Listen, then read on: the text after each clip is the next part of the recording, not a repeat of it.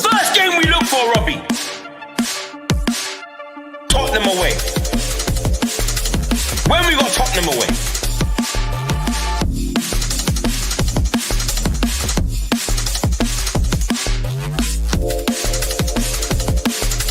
Tottenham away.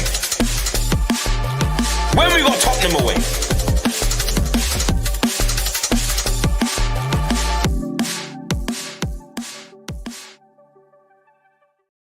How's it going, everybody? Welcome to Norway, the best place to be in town if you are a Spurs fan. Hope you're doing well, guys. Who would have thought it? We've gone and beaten Liverpool. Ian, I'm going to mute you because it's the worst feedback I'm getting. I think you might need some headphones or something, but the feedback's terrible. But anyway, listen, guys. Thanks for joining us. Smash a like, subscribe. Hit the notification bell, all that good stuff, as always. Ian, feedback's terrible, mate. I've got to keep you on mute. You need headphones.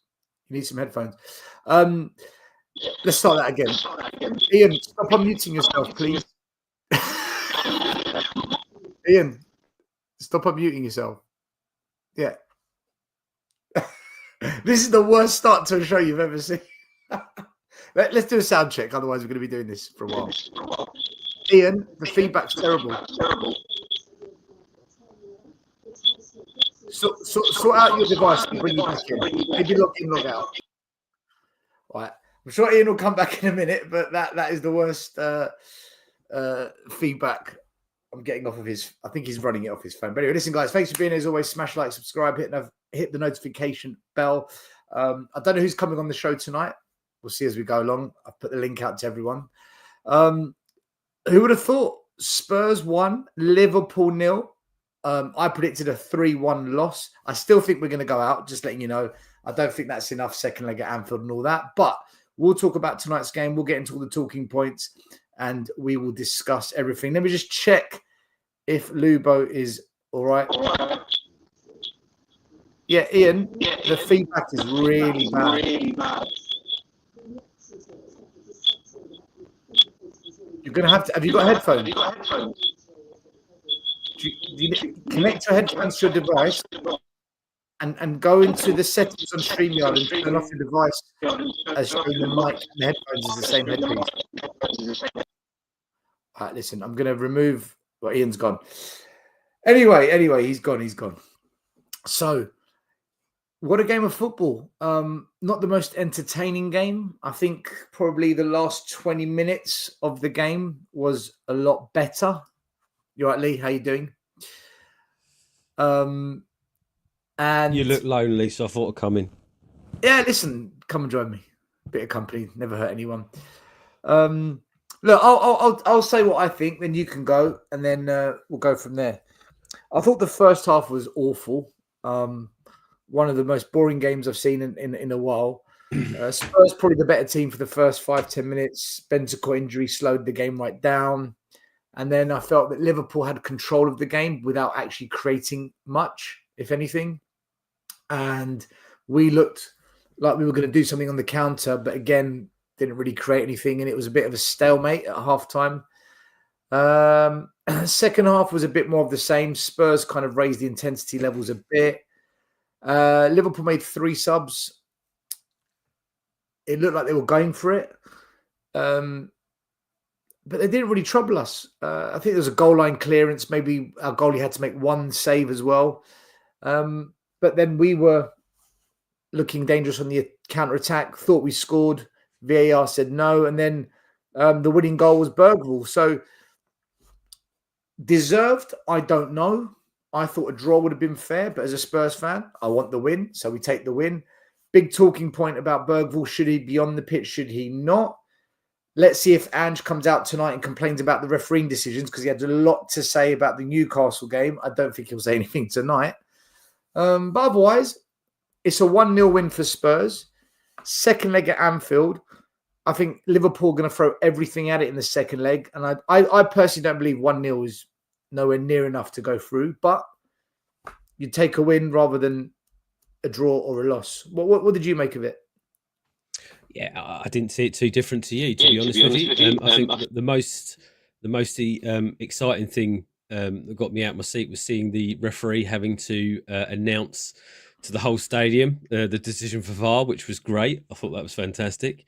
But yeah, look, I think there was definitely Liverpool didn't really get out of second, third gear tonight. They looked a bit slow. They didn't look as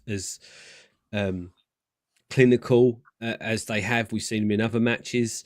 I think there was some really good positives tonight. I think Spence played out of his skin tonight. Yeah, a very good game. I think Gray did really well at the back as well. I know the whole Bergvall was a bit controversial tonight, but hey, that's karma. You know, we sat here and pissed and moaned about the handballs on Saturday. You know, sometimes it goes your way, sometimes it doesn't. Tonight it went our way. I think we needed that goal. I think if we got any chance of getting anything at Anfield, we had to take an advantage there, and we're now taking an advantage there. We'll see who's back for that match. I'm more positive about our chances if we set up correctly when we go to Anfield, and if we take a different game plan. If we just go there gung ho, I think Liverpool will have too much for us. But maybe if he goes there with a game plan, maybe we can hold out. Maybe we can do something, nick another goal or something. I don't know, but I'm more positive than I was, when I was sitting here watching us getting beat 6-3 by Liverpool. Yeah, 100%. Yeah, do you know what though? A couple of things I've got to call out. Oh my God, Son. That guy I don't know what he needs. He needs a reset, needs some time off. I mean, I've seen this constant change in him where he just seems to run at players and then just stop dead. He just stops dead. It's like he doesn't know what to do. He's got no confidence in taking it around him anymore. I would go as far as saying, and I know, listen, I've come to the conclusion tonight that pretty much most of the signings that we've made at that club signings, the only one Ange ever wanted was Timo Werner, and I would have rather seen Timo start over Son tonight, because he just didn't look with it, and once again, just going on to the whole Bentancur thing as well. I've rewatched. Prayers go out to him. I hope he recovers. I hope he's great. But I don't think it was the fall that actually was which was the cause. If you look at what happened just before, there's a shot of him and I think it's Solanke waiting for the corner to come in, and something wasn't right. He was doing something with his mouth. He was going like this, like he'd already had taken a blow to the head or something like that. So, I hope he's okay. It's never nice to see a player go down like that and get stretchered off, etc. So, prayers go out to him. But yeah, listen, overall, I think, they had dominancy, 60% dominance. I don't think they were clinical enough, and we nicked a goal. I think we deserved a goal. I think we had a few chances where we should have put it away. But overall, as you said, I don't think it was an amazing match to watch. It certainly wasn't a masterclass like some people are putting in some other people's chats, which I think is just hilarious, an Ange masterclass. But hey, we got away with one. And I think we needed it. I think we needed that. I think it would give us a bit more confidence going to Anfield, although that's going to be a hell of a task to get a positive result at Anfield. But we'll see what happens now. Look, I'm sticking to everything I've said. I don't think we knock them out. I think at Anfield it will be a Liverpool win, and they will be in the cup final. I do not see us going up there. They'll beat us on atmosphere. They'll beat us on intensity, and they'll just go for the kill. We've won 3 times in 100 years at Anfield, so I'm not confident. Henry, it's going to be a challenge. It's a massive game, massive. Henry Thong TV, thank you for the super chat. Didn't most of our fans rather lose 6-3 than win 1-0? But yeah, if you believe the poll, you're spot on, mate. There you go. It's funny how people flip and flop. Let's get into the actual game itself, Lee. I want to look at the starting lineup. So we went with Kinsky in goal, which was a massive call from the club to start him. And Porro, Dragusin, Gray, Spence. That's what we thought would happen. Bissouma, Bentancur, Bergvall started in the 10. Kulu, Solanke, and Son were the front three. Johnson, Werner dropped to the bench. Mikey Moore made his comeback. He's on the bench. Dorrington on the bench. Reguilon, Lucy, Yang, the signing that was joining us in January, was on the bench, and Lancashire as well. Liverpool made a few changes. So it's Alisson in goal, Van Dijk, but they started Kwanzaa instead of Konate, and they dropped Trent and Robinson and started Bradley and Tsimikas. So 3 changes to the backline of Liverpool, weakening them, but a strong midfield of of Gravenberch, Jones and McAllister, and a front three of Salah, Gakpo and Jota. So midfield and attack very strong, backline slightly weakened. Do you think, looking at those 2 lineups, it balanced it out a little bit, or do you still think it was more advantage Liverpool? No, it was that Kwanzaa that got called up to the England squad and played really well. I mean, Eric Dyer's been called up for England. Can we do that? Or I don't listen. If you were to put him up against our defenders, I'd say that what he's played so far for Liverpool in the games that he's played, he's been better than what we've got at the back. Yeah, so I don't think it's a massive disadvantage to them, to be honest with you. The Trent one, I mean, he got run ragged on the other night at United, didn't he? So I think that was maybe just to give him a bit of a rest. I was surprised at. Well, do you know what? I wasn't surprised at Bergvall starting. I thought after the boos at the weekend, I thought he might get a start tonight because I thought he played really well in that first half, and I think he was unlucky to be brought off. I'm surprised he put Kulu out on the wing though, especially given we know he's a lot more. He gives you a lot more playing in that number 10 role, and I think he's better as a 10 all day long. Yeah, and I think it showed when Bentancur had to go off because I think naturally Bergvall. The more and more I look at Bergvall, and the more and more I play with him, the more I watch him play, the more I think that he's a more forward attacking kind of midfielder.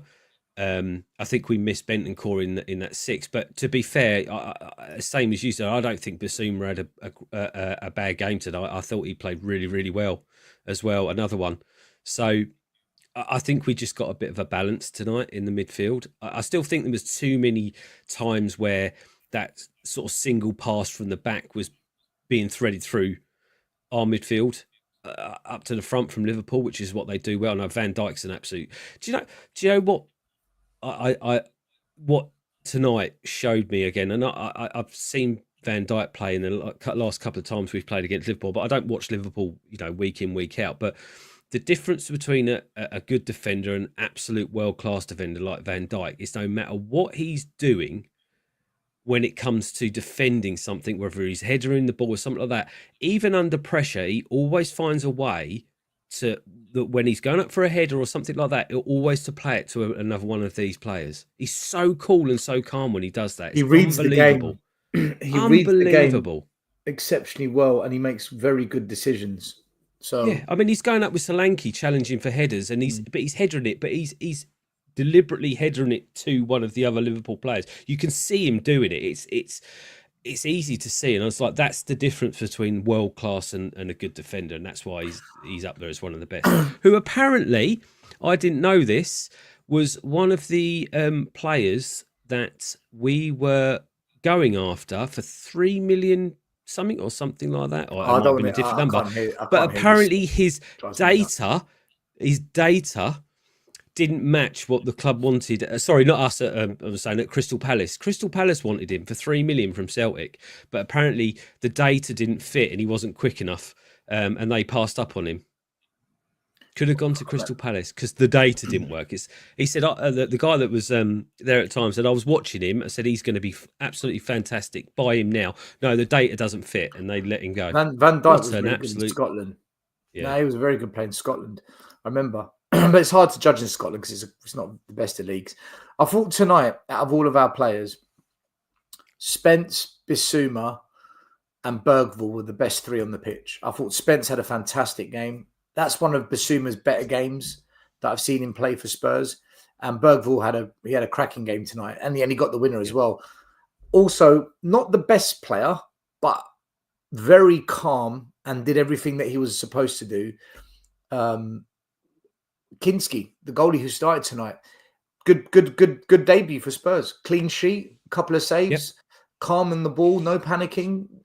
But again, I don't want to judge players off of one game. I want to see him play many games, and then we can see more of what he's about. Because the amount of times I've seen players have a good debut and they turn out to be average, and the amount of times I've seen players have a bad debut and they actually become a good player. So, but just off tonight, I thought he was good in goal.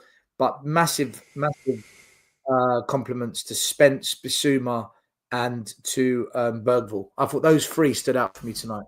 Do you agree with that? Absolutely. No, absolutely. They were standout. And I think this was good for Kinsky because, let's be honest, he's been put in against a team that's probably got one of the most prolific front three in the Premier League this season, right? And I think you're right, he was cool. He's quite obvious that he can play with his feet. I don't think he really had much to do in the first half, so it was hard to judge. In the second half, I think he had a lot more to do, especially more towards the end. And I think he did really well. But the one thing that I liked is that when he had the ball at his feet, and I've said this, he's been brought in because he plays well with the ball at his feet, and that's what Ange wants, right? But he can make a decision to play a long ball if he sees an opportunity. Not just to kick it out, but actually to play a long ball. And I think he played one in the first half, and I think any other player would have probably gotten the end of it, but it went up to Son. So he's got that ability. It's almost like he's a goalkeeper and an Alderweireld all rolled into one, where he can just see that long ball and he'll go for it. So that's good. I don't think we see Forster, and I don't think we see Austin now again until Vicario's back. But yeah, look, listen, solid performance from him. I don't think he did much wrong. Long may he continue.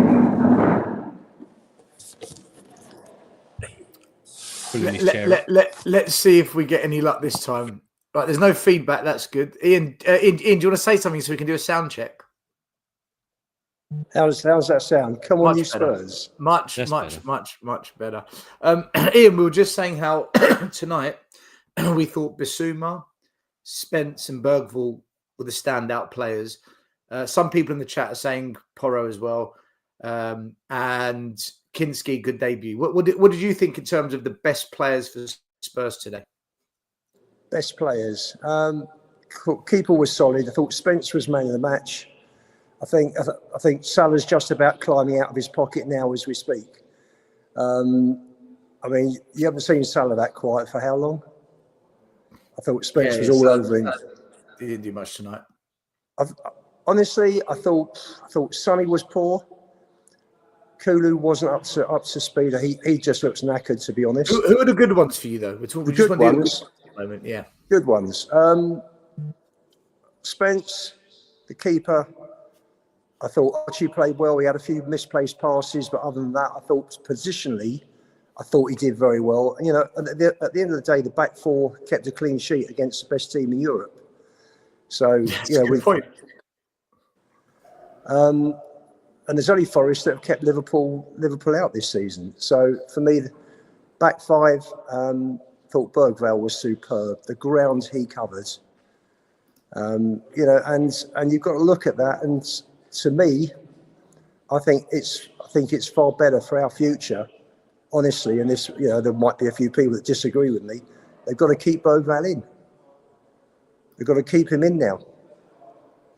The only thing that worries me about Maddison will take his spot, though, won't he?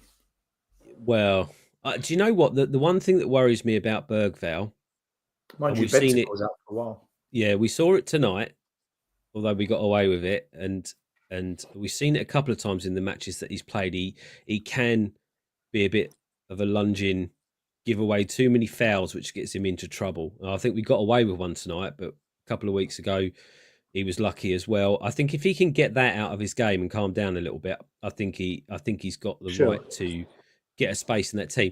The only thing, there is going to be a negative that I'm going to call out tonight, but this isn't just a one-off. I've been calling this out for weeks. I agree. Gray, I think, played well. A few passes here and there went a bit wayward, but you can let him off. Not everyone's perfect, but there was about 3 or 4 times during that match where we played the ball out from the back, and Spence and Bergvall got backed up into the corner. And instead of just doing 1 and 2 passes and then clearing it, which you should be doing, they continued to play it around, and then they got caught out and we lost the ball. I think they need to get that out of them. That we can't keep attempting to play around those players, especially when they back us into the corner flag. We've got to be told, get rid of the ball. If you're getting pushed back that far, just get rid of it. Because it ended up they turned it over and they're then 10 yards from our box. So I think they get that out of it. But other than that, I think Gray was pretty good defensive wise tonight. Yeah, I think tweaking wise, tactically, there were no inverting with the wing backs, with the full backs. They played where they should have played, and we played a lower line as well. You didn't see us. Do you know what? Yeah, I think we transitioned into that, but at the beginning, we definitely started the high line, because at one point, about 10 minutes off in the match, you could see all the guys literally on the halfway line, looking like they were starting a race, looked like they were going to race back towards our goal. Yeah. And also there was a couple of times where Gray was bringing it out from the back, and he was sort of bringing it out to the sideline, and Spence was nowhere to be seen. And if you look at the camera, Spence was in midfield, and he gave him no option whatsoever. So I think they were still doing it, but I think something changed, and then they stopped doing it. Whether that was because they were getting backed into the corners or whatever, but it definitely changed. But it definitely started off like that, but it definitely changed. Now, whether that was Ange or, again, pressured into it, I don't know. But, I still don't think it was an amazing game to watch, but we've got the result. That's what we matters. did. I thought, Go on, the keeper. What about the keeper? Well, let's get into the game as a whole, step by step, and then we'll bring up the goalie. I just want to look at the stats first of all. First half, it was Liverpool had 7 shots, we had 4. Both had the same number on target. They had more touches in our box, and they had more possession as well. So Liverpool slightly edging the first half.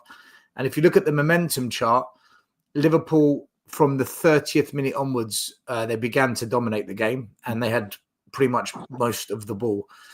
At full time, though, it's Spurs that won the game, 1-0. That's the only stat that really matters. Liverpool had more shots. They had more on target. They had double the amount of touches in the box, and they had 60% to our 40. But like we've said many times, what's the point of possession if you don't put the ball in the back of the net? In terms of passes, they had almost double ours, but that's because they had more possession. We had 4 clear-cut chances, though. They had 3. And I think that kind of tells, especially in the second half. The XG, though, however, the expected goals, Liverpool higher than Spurs. They were around about 1.5. We were about 0.9. And in the second half, their XG increased more by ours. So they were expecting to score a goal statistically more than what we were. But look, like I said, we won the game 1-0. Into the game itself, Spurs looked like that they had the upper hand. However, the game stopped because Rodrigo Bentancur, he suffered a really serious injury. He went down, collapsed. It was a diving header. I don't know exactly what went wrong because we weren't allowed to see the replays, but I did see an awkward bending of his arm backwards. He looked unconscious. The medical team ran on, and they essentially spent about 5-6 minutes treating him. It's definitely a serious injury. He went off in a stretcher, and the club tweeted at half-time, "We can confirm Rodrigo is conscious, talking, and will go to hospital for further checks." Guys, I think it's fair to say he's going to be out for a while, isn't he? Yeah, possibly. Sure. Well, if it's a head, if it's concussion, then he's going to have to take the mandatory 10 days off, right? I think it's 10 days for a head injury, isn't it? I thought it was a week. Lee. Well, I thought it was 10. Maybe it's 10 in grassroots then, but maybe it's a week. But listen, if you do you think this is just concussion, or do you think this is something's broken, something's popped, something's gone? Well, when I watched it back, when he hits the floor, his arms sort of like out back like this. It twists on him around the back. So I thought maybe it was a dislocated shoulder or maybe a collarbone or something like that. But if you watch the video, that I put in the WhatsApp group, the one of my 75-inch TV,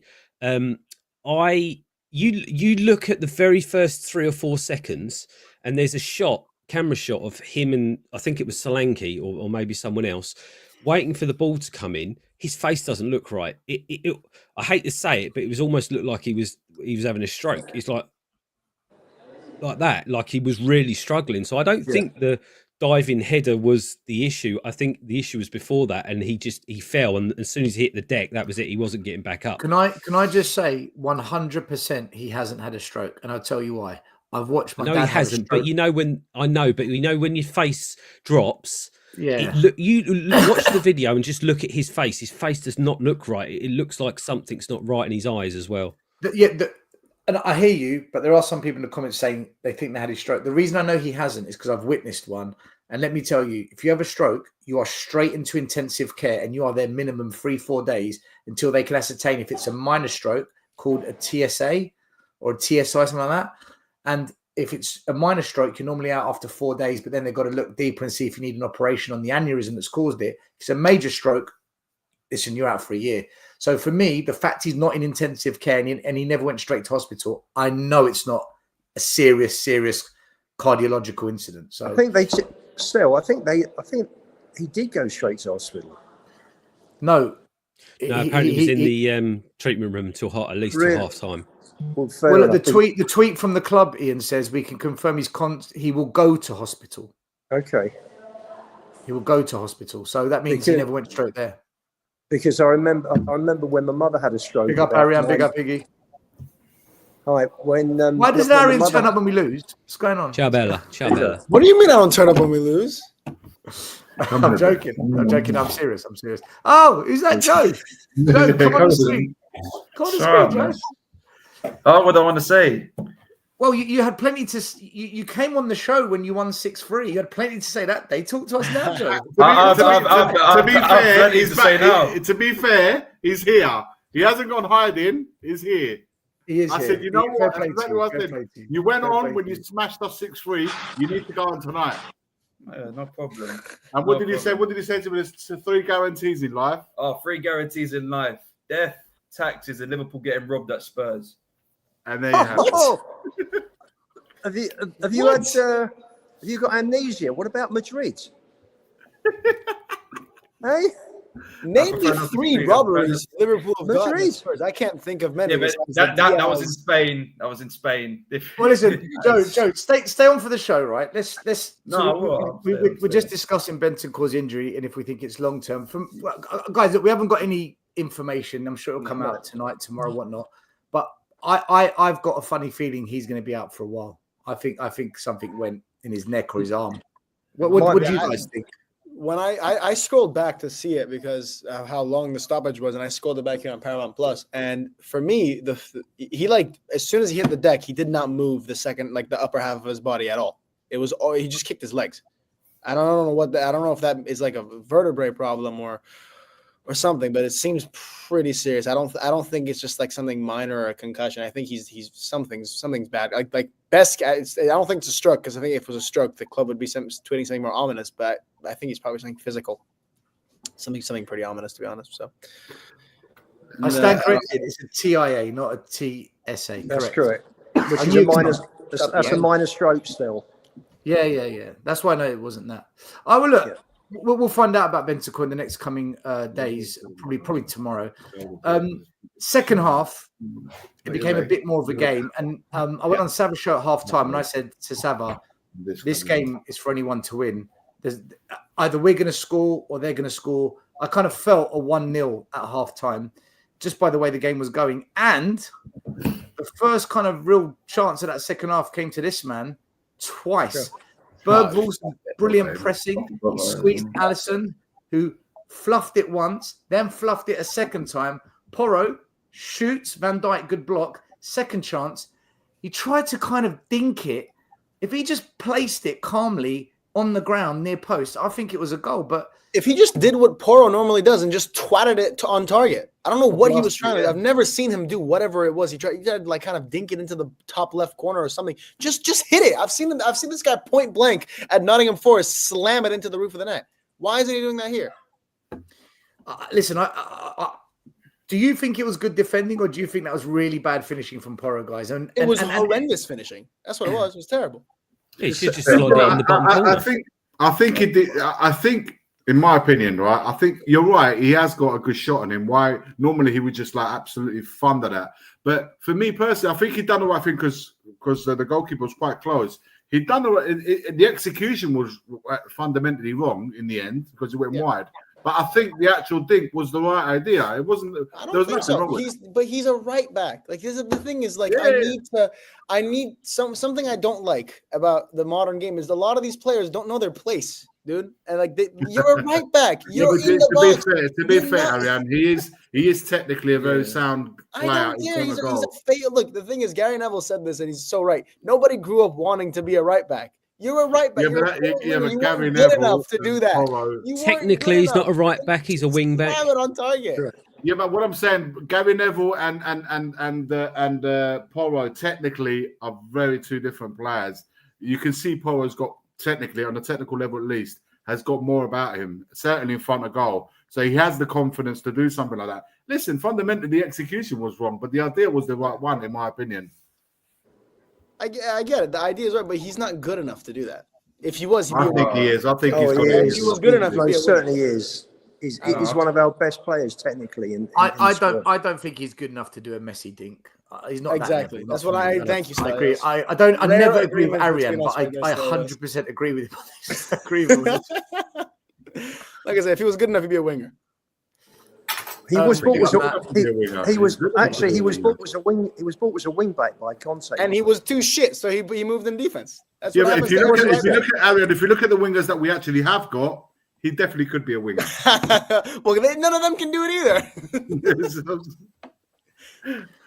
I want to ask Joe something, right? Joe, I've been hearing from some Liverpool fans that since Alisson's come back and Keller's just been outed, you haven't kept a clean sheet with Alisson in goal. And you are so lucky he didn't cost you that goal tonight. What do you make of Alisson? I still think he's a top goalie, but has Slot got it wrong dropping Keller for Alisson at the moment? Well, the thing is, at the Newcastle game, which I think is the last game Kelleher played, Kelleher actually made a mistake that Newcastle managed to get a point. So I just think, even though Kelleher has been brilliant, I think Alisson is the number one. In my eyes, he's the best keeper in the world.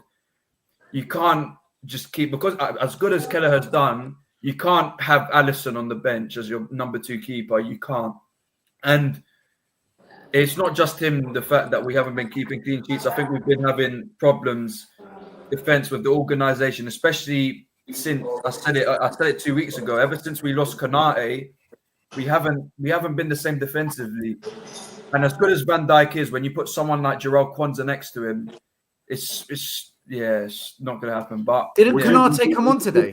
Didn't Konate come on today? He came on. He did come when it was 0-0. Would you tell Alisson when it was 0-0, Joe? It was 0-0 when he came on. No, Solanke outmuscled him, didn't he? Yeah, he did. But I'm just saying on the whole, Konate before he got injured, for me, he was the best performing centre back in the league before he got injured. Would you sell Alisson? He's leaving at the end of the season anyway because we've got Mamadashvili lined up for the summer. So I think he's on his way out. So Keller's not going to be number one, whatever happens. Kelleher's been so error. Like the thing is, Kelleher's also very error prone. They're both error prone. Alisson's been error prone for a little while now. It's out of uncharacterized. And Kelleher, I mean, his last game against Newcastle, he literally gifted a goal to them. So yeah, I think Alisson, his errors are really bad. If you look at all of the errors Alisson makes, they're like that. They look so bad. But the thing is, they're few and far between. You might see him make one every however many months. So I'm not too concerned about Alisson. He's one of the least of my concerns with this team. I mean, he's the best. He's one of the best keepers in the world at the end of the day. So that's what it is. Yeah. Well, I don't know. We want to talk about goalkeepers. I thought our one will look good. Oh, Kinsky. Johan Lange, he cooked. Presence. Okay, well, this is what I saw right away. No, guys. He's had one game. He's had one game. Can I say something? Can I say something? He was phenomenal. Can we not? He was phenomenal. No. Phenomenal. Absolutely phenomenal. Can I say something? Still, you can say what you want. Okay, say why can't you just say good debut? Why can't you say good debut? I didn't. Can I say something? What do you want me to say? What do you want? You want me to say good debut after he kept the clean sheet? I thought his distribution was flawless. Okay. Yes, he didn't have. Did you see the ball he kicked away to their attacker in the first time? Can I say something? Guys? Okay. I didn't say phenomenal. I didn't say flawless. It's You so said small. that, I didn't say it. Look, you're It's being really crazy. pedantic here. The thing is, No, I'm not. he had- I'm not. This is what you you're are. saying. You're being incredibly pedantic. I'm no, giving you I'm are giving the kid a overhyping lot it. of No, credit. you're He comes in. overhyping it.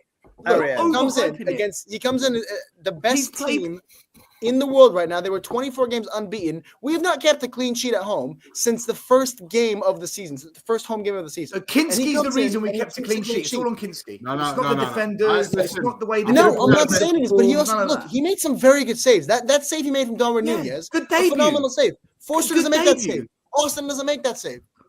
Yes. Austin made can I two- say something? Austin Can I made say two something? saves on the weekend. Neither of them were as good. Neither of them were So, as do good you as agree? Do you agree that he had a good debut? In my opinion, this is what I saw. Yes. Forget phenomenal. I agree, but forget this. this. This is what I saw. I saw a goalkeeper has got thrown in at the deep end straight away after a few days. All right, 21-year-old goalkeeper. This is what I saw. Someone who has presence in the area, is very commanding. Yeah, he seemed to be very focused. Good distribution with his feet. He did really well in a one-on-one situation. I believe it was Darwin, if I remember correctly. On the 1-1. But he was there. He was the hit straight. It doesn't matter. He was there. Yeah. What I'm saying is, for a debut, I thought it was a good debut. Now, to go as far as saying he's the greatest goalkeeper in the world, I'm not saying that. I'm saying based on what.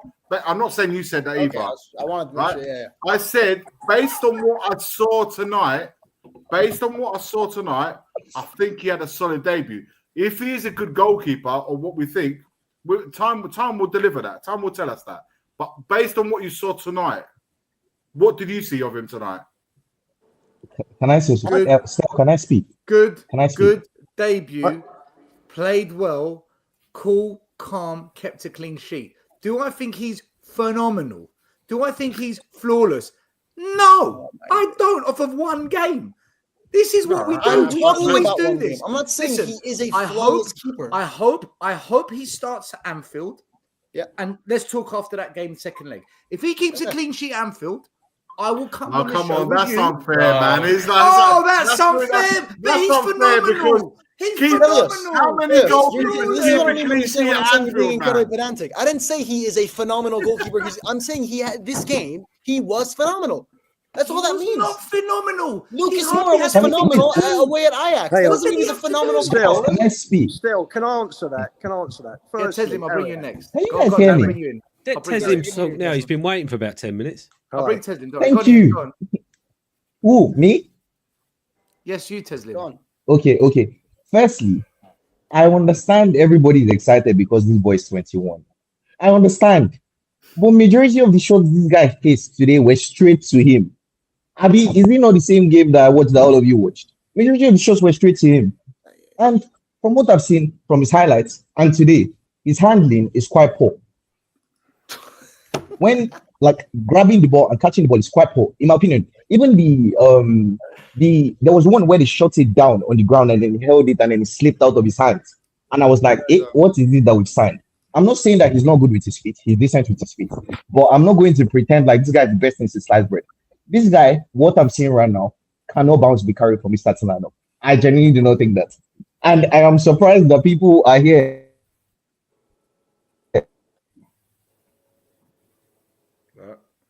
I think we've lost them.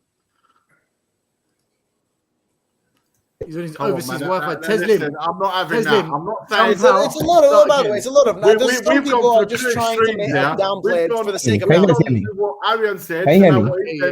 Come on, man. Maybe the truth is somewhere in between. I listen. For all I was saying, for a first game, I said good debut. I said exactly. He was good. He was just good. What did I say differently? I just said. But I never challenged you. I agree with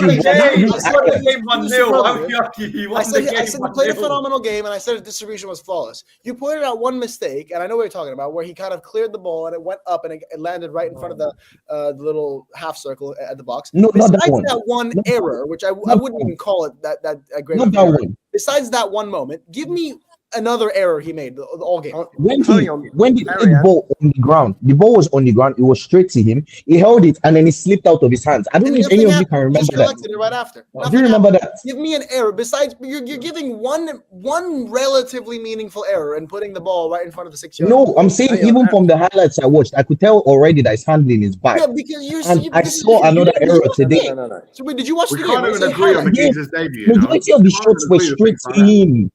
Majority of the Okay, shots first were of all, straight to just because the him. majority. Okay, I know the agree. majority The of shots goalkeeper were forgot made to take because There were if you can two see very balls good that are saves straight to made. you, then you should get out of the There post. were your two fault, very by the good way. saves. You Not can look. yours. Not every Your save fault, needs to Phil. be an absolutely world class diving save, but he made two incredible saves. That one against Nunez, where Nunez looked Aaron, at the box and Aaron. Nunez shifted his left leg out, and he made a very last minute save. It was That's phenomenal. exactly It was a why I phenomenal agree save. with Iggy. That's exactly why I agree with Iggy. I think it was good, but I don't think it was anything special. It was nothing Okay, special. It was okay. I think you're He full did of what it. he was supposed to I do. think you're full of it. Good. You came under pressure.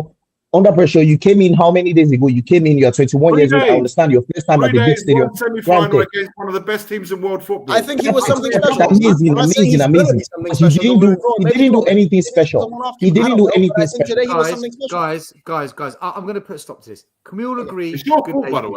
way. Can we all just agree good debut and leave it there?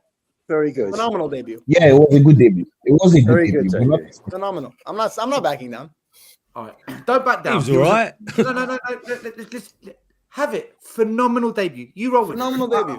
Mm. Maybe he won't be this like is- that on the weekend. Maybe, but phenomenal Arian, debut. Arian, this isn't an argument I need. You can Okay. have it. Take it. Yeah, Matt. thank Let you, me bring Matt. Stan. in. You're welcome. I told you in the group chat, I'm ready to give you an earache. I told you. Look in the group chat. I don't know if you saw it. I'm ready to give you an earache today. Wait, go for it. It's fine. You're not going to change my mind. I'm agreeing. I'm for not the saying sake I of- will. I'm just ready to do what I said I was going to do. Do your thing, Matt. I want to bring you in. What did you make of the Oh, sorry about that. misses? And what did you make of the goalkeepers? In fact, no. What did you make of Kinsky today? His first game for Spurs.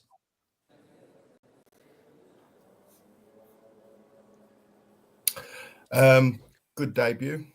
I think he had a couple of kind of shaky moments, but that's allowed. But yeah, I don't think he could have had a better start. Did what he had to do. He looked comfortable on the ball, and yeah, good start. One game, one win, clean sheet. We move on to the next one. Simple, straight to the point. That's I like that's a fair analysis, man. That's what I said at the start of the show. Yeah, I think I understand. I understand the euphoria and the excitement because obviously I was kind of bricking today. I was really worried about this match, but you couldn't have scripted a better result. 1-0. We go into the second leg. Hopefully, a few players fit, but yeah, I think he's certainly put himself in the number one shirt for the next game, and we go from there. And I don't think there's any rush now with Forster for the next month because I think Vicario's not back till end of February. So yeah, touch wood. One game, one win. Yeah, listen, I think it was a good debut as well. I said he looked calm, he looked composed, and he kept a clean sheet. I'm not going to go and get carried away, but I'm not going to say he was average. Like Teslim, I think you are being a bit of an injustice to him. If I'm honest with you, I said he did nothing special. He did everything he was supposed to do. That's what I said. He caught the balls that I think he was meant to catch. Do you get what I'm saying? Nothing special. You can hold up your hands like you're innocent, right? But you did say that you can tell he's not good at carrying the ball. Yes. And you guys will see. You know what? We'll get back to this in a few. Yeah, we'll get back to this after a few games. But you see exactly what. You're the one that made the statement. That's why. And I'm saying we'll get back to this after a few games. Like this will come up again. I've said it now, and you guys will see it. That's all I'll say. That's all I'll say. The What next team big does he support? Second What team does he support? Spurs. What do you mean by that? I'm asking, man. I'm I'm a asking. sports fan. I'm a sports fan. There's North London I'm a narrative. sports North fan. London. There's No, I'm a another sports fan. one. Sports fan. Just asking. There's Spurs and there's Leighton Orient, you know? It could listen. We you welcome any guys- fan, not just Spurs. Listen, I just you want don't, to- you don't, you guys don't know about Teslim, right? It's Teslim. In fact, Teslim, what's the My God, correct? it was just a Listen question. to this, Relax, listen to this, everybody, listen to man. Listen to this, Teslim. What's the correct pronunciation for Solanke? Solanke. That's the correct Solanke. pronunciation. It's Yoruba. I love that. Yeah, that's the pronunciation. Solanke. Is a Nigerian Yoruba name. You know Yeah. what? So We're we gonna call all it- pronounce it from wrong. now You know on, that. That's what we're It's going not to call it. Solanke. It's nothing like Solanke. Shawanky. Silent H. What? Who said that? It's Well, Solanke. Solanke. Sri Lanka. Solanke couldn't hold up a bank if it was empty. Jesus Christ. The next big talking point was actually Solanke. VAR. Ball Mate, came that's a in. goal. I don't give a toss. When I know. I was saying the same thing. Well, let's discuss it. It's a talking point. So this looked like it was 1-0 on the 77th minute. Ball came. Was it? I think it was Bergvall that played the ball, or was it? It was. It was. Mark, mate, that's a goal. Hold on. Bergvall, what a player he is. He's on the green. It was Poro. It was It was Poro. Porro. It was Porro, yeah. So Porro's played the ball in, a really good ball. Solanke got the end of it, went one-on-one with the goalie. It was actually a very, very good finish against a very good goalkeeper. And he had quite a bit of distance to cover as well. Now, what VAR said was that the armpit of Solanke was ahead of Trent Alexander-Arnold, who they thought he was keeping onside. Now, on TV, I saw a replay. Maybe I saw a different angle or we watch on different stations. To me, It's when onside. I first saw it, I thought onside. When I saw the VAR screens, I get why they said offside, and I think it was offside. But do you guys really think it was onside then? Here's my thing. We always get screwed over against No, because Liverpool. you need in to cup see an games. angle that's straight. The thing is, right? I But don't they drew the think- lines. You can't argue with the lines. It's the rule. I know you can't argue with the line, so I think he was probably genuinely offside. The thing for me that does get a little bit, I'm not sure it's possible to be 100% certain at that angle because they don't have the side view angle. So I know they're doing a little bit of math with some weird trigonometry math to get the line straight, but I don't think you can always be 100% there. And the difference is so marginal that he might have been on, might have been off.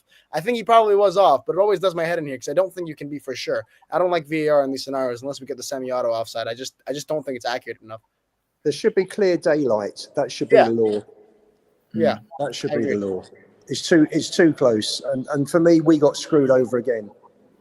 I don't know about screwed over. We 'cause, I mean, never I've seen it got happen the other screwed way with, like, if the Timothy correct Keith. decision was made, though, Ian. We never Yeah. got screwed. Yeah, but the thing is, it's correct. It's what I'm starting to think about these lines. It's all interpretation, man. It's all comes down. They have to guess where certain Yeah, points you have to are. guess. The thing is, Yeah. who better than a lino to have the best angle? Because the whole point of being a lino is to be in line with play. So I don't understand how VAR in this case can have a better view than. Listen, I understand VAR ultimately made the decision. Yeah. In my opinion, just looking at it, for me, Trent looked like he kept him on. The thing is, we don't know if the line Even- thought he was on or off. Even through that image, even without the lines, for me, Trent keeps him on just by still image. Yeah, I thought on my eye it looked on too, but the thing is, we also don't know if the line was going to flag him offside anyway, though. These lines, for me, in my opinion, can be manipulated. That's just my opinion. I'm not saying because it happened to Spurs. I think there's been many cases when you're thinking he's onside. And look at these lines. They put a line across. For me, I don't know. I don't agree. I think he was onside. I said it live. He's obviously going to disagree. I was going to say it. I don't understand with all these cameras and all this technology how we can't get an angle that goes straight across where the incident is. Literally a straight line across. When you're looking at it from a diagonal and upwards angle, you're never going to get 100% accurate call. That's why we need the semi-automated systems in England. Lastly, all I will say is I don't see the point of having a lino there anymore. If this is the technology we're moving forward to, for me, that lino should be removed, and we should have almost like a train track with a camera, live camera, keeping up with play, because then he would have the angle. Well, that camera would have the angle, and then people won't rely on the lino anymore because we let the VAR Yeah, but the linesman flags for any incidents close to him. What does He he foul? flags for throw-in? the throw-ins. Yeah. They're assistant referees. Yeah, he's only there for throw-ins and corners. Basically. The fourth man can do that. Someone's got to do it. Iggy. From where he's at, he could look left, right, he could decide. Listen, you don't need a liner to tell me to take to say whose throw it is and stuff like that. I think the camera there would be a better use there, because what's more important, you winning a throw or getting the decision right of an offside that ultimately leads to a goal. That a throw in that could be mine or yours is not going to change the game massively compared to having a disallowed goal like it was tonight. I know you said we done a post-match video straight after the game. I know you said Diaz a couple of seasons ago, whenever that was, that was a mistake. Diaz was clearly onside. There was no VAR that night, and tonight there was. I don't think we're any closer. No, there was VAR. There was VAR. They just didn't do it. So look, what I'm trying to say is they got it wrong that night. For me, they got it wrong tonight. There's nothing wrong with saying that they got it wrong tonight. You don't have to agree with lines because But there's no evidence to say it was wrong. listen. In my opinion, if you bring that image up again, for me, just by looking at it, The image I've got is blurred though because I took it off of the. The thing is, right? We all thought at first glimpse that he was onside. We don't know if the linesman thought he was on or off because they generally wait when it's that tight to see what VAR thinks anyway. So the linesman might have flagged him off anyway. We don't know. So we can't say, the linesman didn't flag him. The onside decision was onside. When it's that close, they all intentionally wait to see if VAR thinks differently. So we don't know. When it comes to the end of it, he would have flagged. He never did. Exactly. So He never was. that's right. I get what you're saying. The other point also about VAR in Stockley Park is that it's completely over the top. You've got a fourth official on the touchline with a screen, and they should be using him. They shouldn't be going to an outside referee because you want, let the referee come across and look at the screen. Let him referee. I don't want these referees to absolve themselves of responsibility and leave it to another referee who is miles away in a studio. To me, that's all wrong. That's completely wrong. I mean, if he looks at it on the screen, he's not going to say, "Oh, the lines are wrong." So I think that's just I think it's irrelevant. No, Arian. All I was trying to say, I think these lines can be manipulated. I agree with you. That's what I was saying. I mean, those lines 100%. Because I'm not talking about tonight. This is my view on VAR and lines throughout, not just based on tonight. Well, they're bringing semi-auto offside next season anyway, so this is going to be a thing in the past. Do you know what? We've got cars that can drive themselves and manage through traffic, but we can't get a high-risk screen that can draw a straight line. It's madness. Crazy, and also, do you know, you can even get the cameras over the top. So I don't understand why we can't have a camera you can have a bird's eye view of that shot, and it'd be an easy one to call. For me, I can't see. There's no even at that, right? Look at Solanke and Trent. But if you look at it, I see Trent keeping him on side. I can't see anything beyond that. Kulusevski, you can argue. Kulusevski's ahead. So the angle that I saw on the TV, because I got to see a different angle, a slightly different angle. Solanke was leaning forward. His armpit was just marginally ahead of Trent. I get it. To the naked eye, you're never going to see it. But when the cameras get slow pixel by pixel replays, you can see why they gave it offside. Listen, if they gave it onside, I think it's hard to argue that as well because it was so fine. But these decisions happen all the time, every weekend in the Premier League. So what do you do? You have to trust it. With the old, I have a question. I think we should have the old style offside and onside back because if you're onside, but that's what caused all the arguments. Do you know what they did? I saw a report. Iggy, I saw a report in the summer, and this was an FA report. I'll bring you in, Teslim. VAR has actually reduced the amount of decisions being incorrect by something like 86%. I believe that. Massively reduced the errors. It does work. It's just the problem is it's frustrating when it gets it wrong because you're like, why are you getting it wrong? So the frustration is more like expanded, but because it's technology and we expect it to be. You expect 100%. So 80% is good, but we want 100, and that's what's so frustrating. I don't think we're ever going to get 100 right, but Tesla, that's why people get frustrated.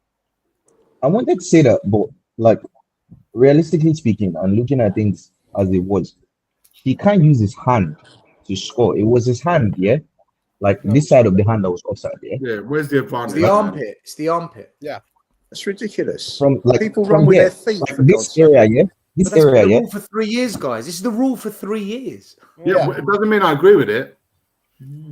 This area. So if he can't use it to score, then why should he be offside? That like if it's this area, I don't know. It wasn't this area. It was the armpit. I mean, how mad my is God. that? People run with their feet, not with their armpits. It's Yeah, nonsense. but if you have a situation where you're looking and someone's leaning over, you're going to look at the person leaning. You're not going to look at their feet. Ariane, look, guys, I'll tell you why I completely disagree with this rule for 3 years. I've always disagreed with it. Because if you're a forward and the ball's going into play, your body will naturally it's naturally going to make that motion. Correct. You That's why you wanna cannot bend your make a run as a striker and be in line with the defender, standing in line with him like this. If the ball's coming across, you naturally, your body shape will take this route. And what's the defender's body shape going to be? It's either going to be straight or he's going to be moving the opposite way. He's not going to, because he's trying to catch you offside. So the advantage in that case, in that particular instance, will always favour the defender more so than the striker. So the probabilities of that scenario is that it's going to go for the defender and against the striker. And that's why I disagree with it. I just think it should be clear, like Ian just said, it should be clear. And I think this is why I think before, in 20 years ago, when I first started playing football, you had to be onside men, you had to be the other side of the defender. If you was even in line with the defender, you was offside. So that would be clear and obvious. So it would be a lot easier for VAR to activate, and then you'll have 100%. That's why for me, onside should mean onside. You So wouldn't even have if you're 100%. in line or ahead, for me, it should be offside. Because look, even if this is onside, right now this is offside, but you're saying this should be offside, right? You're saying this. That's This is the old fine, rule right? was. The old rule But was the thing that. is, Onside that's meant not that. going to be 100% because all you're doing is you're changing the point to something that could still be this small. I think this is something that's not really worth discussing. It is what it is. This was not changing. Yeah, but And- we're just, Arian, at the end of the day, we're just discussing the rule, and It's a massive. It's a I've never massive been- discussion point. 1-0 or 2-0 is a massive discussion point. I Well, don't think well, it was I as think- controversial of a decision as. I think it's going to balance it out because we're going to come on to Bergvall now. Liverpool's assistant manager got a yellow card. I'll come to you, Matt. He got a yellow card. He got a yellow card because when Bergvall scored the winner, we'll come on to Bergvall's goal in a minute. Now he put a foul on Tsimikas. It was definitely a foul, and the referee let play on, but didn't bring back and book him. So the Liverpool players, Van Dijk and the bench, they were calling for the yellow card at the time. We then score, and then they went apoplectic because they're saying he shouldn't be on the pitch. Now, look, this is my take on it, and I'll come to you, Matt. I think he should have got sent off because it was definitely a second yellow. However, I thought the first yellow was very, very, very harsh, and that shouldn't have been given. But the fact it was given, you can't then not give that second one, which was worse. But look, I take it. There was a foul before that first challenge from Bergvall. There was a foul just before that. Let me go to Matt though. Let me go to Matt. I'll come to you. Right. What did you make of it all, Matt? Yeah, I think the referee kind of set a precedent by booking him for the first foul, and I think he might have, as the game gone on, thought might have doubted himself. So I think he kind of gave him the benefit of the doubt with the second chance. Sometimes that we always seem to have to make that last stitch tackle. We're never our starting position at times. We're in the wrong positions, so we're always having to, make that fortunate. We got the right flip of the coin on the decision, but I don't think many people could have complained if he'd have been second yellow and then a red card. But we take it and we move on. But I think he's very fortunate to stay on the pitch. I think it's justice, don't you? Because Diaz dived and got him a yellow for the first one. Yep. Sorry, the guy, that was justice. Yeah, of course. Diaz Yeah. blatantly cheated there. Sorry, he just took a dive. Ange actually gave a very good Yeah, he did. explanation. In He the didn't in touch the him. post-match. Did anyone hear what Ange said in the post-match? Yeah, he said that that? he's been told by referees that when advantage is given this season, it's not Spurs, nothing. This season, advantages You can't are go back. almost never yellow cards unless it's like a very reckless challenge. Then they'll go back and book it. But this is not a precedent that's new. Yeah. He said Ange has had this explained, and he said this is why I don't care. Last week, I wasn't very upset about the decision or something. I was just upset that the communication is awful, the confusion is awful. And he's saying, and then they checked it. They said, "Oh, we checked with the referees, and they told us the same thing before Ange even started speaking." So it wasn't even if you. And also, I think in the game, the ref actually pointed at the ball. I don't think he actually thought it was a foul. But even if he did, it's like a precedent that you don't book advantages this season, and they're going with that. So say what and also again we already talked about it. The first yellow wasn't a yellow. He made one bookable challenge, and he's on a booking. So in my book, it's fair. And not to mention the countless times booked players who should have been sent off have scored against Spurs. I haven't seen this much discussion around it, so I'm not interested in entertaining it for Liverpool. Is what it is. I actually thought Basuma was unlucky as well with his booking. I thought that was harsh. No, it I wasn't. thought Basuma in the first half. I thought that was a harsh booking. You cannot take. I thought that was harsh. You know what? They're trying to take physicality out of football, which is madness. The whole thing, the game's gone mad. The referees are killing the game. It's like handball. Your hands have got to be like a silhouette. Who runs like in the shape of a silhouette? They're clueless. These people. They are absolutely killing the game. Does. Ridiculous. Whole thing's ridiculous. Before we get on to the No, I think he had something to say. No. He has something to say about Bergvall. Speak, man. Don't wait your turn. It's not school here. I just wanted to wait for everyone else. Although you go on, Joe. Go. Let's get Liverpool with Spurs. I know what you're going to say. You're going to be biased, but go for it. No. What I was going to say is for Bergvall's first yellow card, here's what I say in defense of Diaz. Diaz has anticipated. You can see Bergvall's coming. He's not going to let Bergvall. He's not going to stay on the floor and just let Bergvall smash into his ankles. Did Bergvall touch him? No. But he's anticipated the contact. He's thinking, I don't want to get smashed here. Let me just jump over and go down and get the free kick, because I do the same when I play football. If I see the guy coming, I'll just jump over and try and win the free kick. Was it a yellow card? Maybe, maybe not. But the referee gave it. The referee gave it. For me, Bergvall, knowing that you're on a yellow card, for then him to put a challenge like that on Tsimikas, knowing you're on a yellow card, you're running a risk. I think he was very fortunate to not get a second yellow, especially knowing that he was on a yellow. You was going mad. You was going mad. I was going, but it's not the first time, and it's not the last time that decision will go against us this season. So I'm kind of numb to the pain of this show. Sorry, I have something to say. The league, I have something to say. Joe, yeah, that's your name. Yeah. That's your name. You're a Liverpool fan, yeah?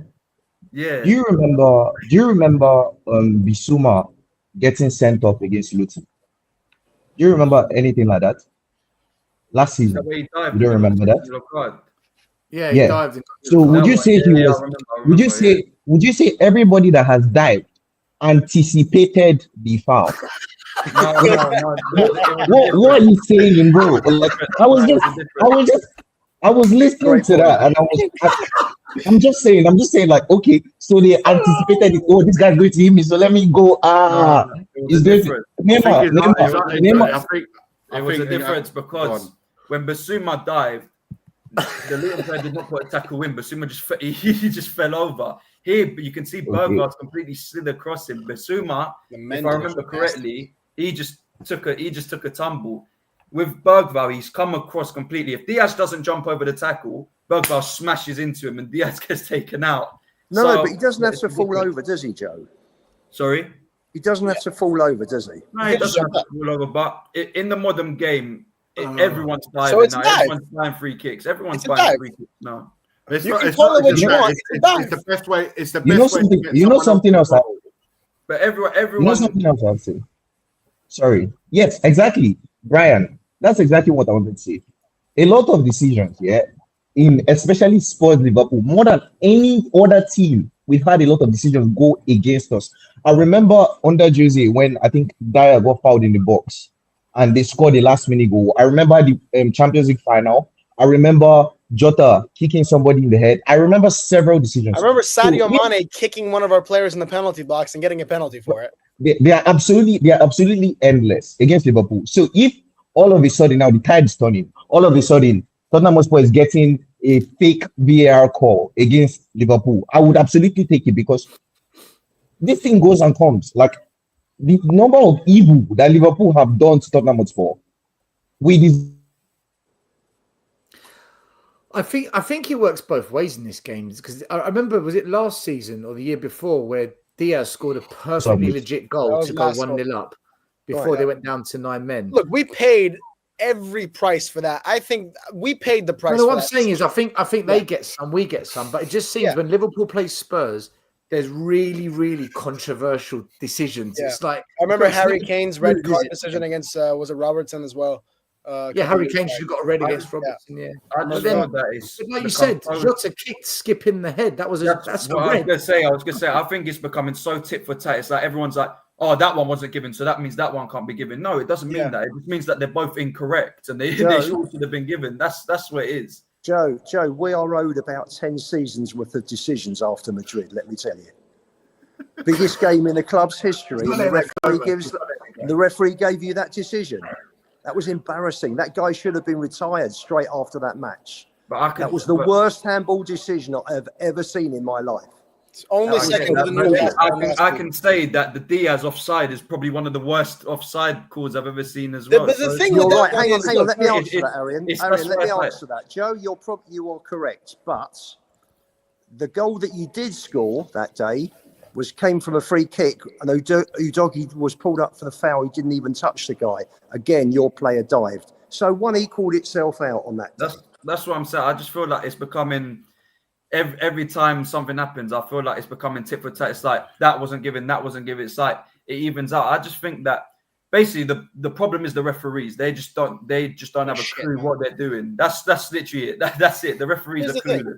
That Diaz decision, right? Obviously, everyone knows it was wrong. It was a complete accident that decision happened. Like they weren't saying it was actually offside. Everyone heard the VAR. They just thought the on-field decision was a goal. I'm not defending it, but there's one thing about making a wrong decision. Arian, VAR. Hold on. VAR could have grabbed hold of it and said, "Ref, what have you just said there?" No. Change that. We are not authorizing that as a goal. And like Ange said, like somebody for some reason thought the correct thing to say was say check complete. No, the correct thing is say goal for Liverpool or no goal for Liverpool. And these weird communication hula hoops everyone jumps through. Like that's the stuff that confuses everybody, and it ended up culminating in that wonky ass goal. But it was an accident. There's something different between getting a decision wrong and accidentally making a decision. I think that's right. The bigger picture. I'll be honest with you all. I still haven't got over the Mendes goal from the halfway line at Old Trafford that would have got us European football. That is the worst decision in football in the Premier League history ever. I still haven't got over that. That would have got us Europe that season. All right, can I just say one more thing as well? By the way, this decision with Bergvall, I don't think Liverpool played well at all. I'll just add that in. It's not the reason why we lost the game, because we did not play well at all, and we were lucky to come away with a 0-0 out of the game. I'll just say that. Now thinking about the game in my head, we came out of it with a 1-0, Joe, a loss. Sorry. No, he said no. I'm saying if the game had ended 0-0 after how we played, I would have been like, you know what, Joe, I can take it. Joe, you weren't saying that when he scored. He was saying that guy should not be on the pitch. because that's the emotion of the game. It's just happened. I'm not going to be like, yay. Joe, having drawn at Newcastle, having drawn at home to Man United and lost tonight, do you think Liverpool is going into a little bit of a blip? I said this in the video. I said it in the video with my dad here. I said that I think we're going through every team. I think we're going through our little, let's say, dip or whatever you want to call it. I said it afterwards. I was thinking after the Man United game, where again we were fortunate to get a point. I was thinking semi-final of the cup against Spurs, who haven't been in form. I was expecting a reaction. And I didn't see a reaction. I saw the same, to be honest, if not probably worse. That's why I was like, I think we're going through a little moment. And it's going to happen because it's not possible to do what we've been doing for the whole season. It's not possible. No. Everyone goes through it. So it's just going to be one of those ones where hopefully we don't drop off too much to where it costs us this second leg or the league. Are you getting nervous about Saturday? Accrington, no. If we use Accrington Stanley, listen, we've discussed the Bergvall sending off or not sending off decision. I want to talk about the goal though, because listen, he's the young lad with Bentancur going off. He then had to slip into a different role because Kulu moved in to the 10 as Johnson came on. That wasn't the plan, so he's had to adjust. And listen, 86th minute. Solanke works hard all evening, outmuscles Konate, turns, tees up Bergvall, first time, side foot, drills it under Alisson, slots it home bottom corner, cracking finish, Steven Bergvall, and he was absolutely buzzing, slid on his knees, fans went apeshit. And do you know what? Steven Bergvall.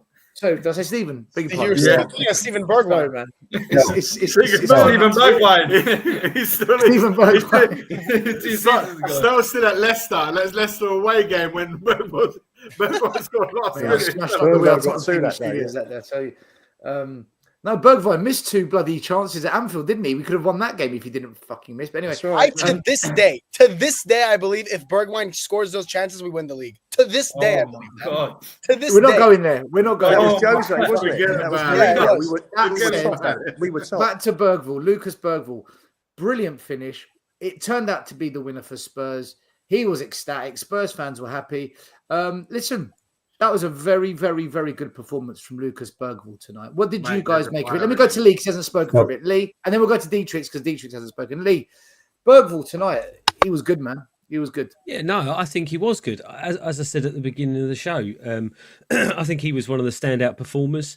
I think he is still better in more of a forward midfield position than dropping in like he did tonight. But overall, I think he did really, really well. The only thing that he needs to get out of his game, which has been there tonight and it's been there in the last couple of matches, is those little hot-headed getting the yellow cards and the sort of tackles that don't need to be tackles at 87 minutes or 86 minutes or whatever it was. If he gets out of his game, I think all round he'd be a really, really good player. But it's good to see that he got the start tonight. I think he was unlucky getting pulled off at the weekend. So glad to see him start. And he had a good run out for the whole game. So well done to him. I think he did really one of our standouts tonight. Dietrich. Back to you, Stel. I'm done. Dietrich, welcome to the show. Hope you're okay. Thank you. What did you think of Lucas Bergvall tonight? Well, this is the second time you called him Steven.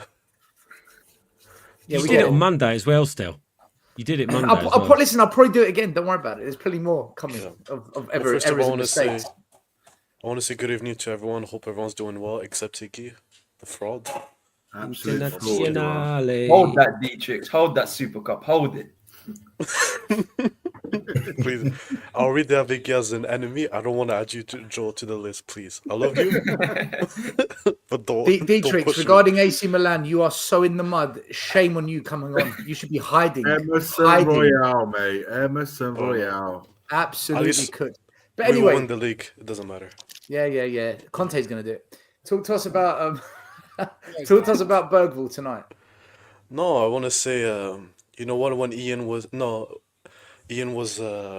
raving about him, I'll give him props. He did play well, but first half I was not impressed with him. Like he kind of gave the ball away too many times. But second half he stepped up, and props where he deserves. But I want to focus more on Spence. When I told everyone, especially you, Stel, that Spence is a good player. He's a really good fullback. I never said he was shit. No, you said like he's nothing special. I told you this guy He's nothing special. He's not shown me anything to say special. Special. Here we go again. Phenomenal. No. Special. These words have to stop. We have to stop this. Well, I don't live like this. I said he can. Messi be was special. Ronaldo was special. But this is okay. You. He was good tonight, man. He was good Yeah, tonight. good, Iggy. Good. Hey, No, but against no, Salah, no. easy thing, man. No. He's up against For- Salah, yeah. but I told you. No, for a player that hasn't played for a long time, and look the way he's given us some consistent performance, you have to give him his props. I gave agree, him man. props. He played at left back No, against stop Salah. this. Guys, no, stop. Absolutely. We're not doing this. At the start of the show, before you guys jumped on, Lee and I, for 10 minutes, said Spence, Bergvall, and Basuma were really, really good today. Why are you taking this come so on personal, man? and The you're guys- waffling, and you lot are saying things that we've already said. Right? Yeah, but he's giving you his opinion, man. It's I'm like if he giving my doesn't- opinion. No, he's not.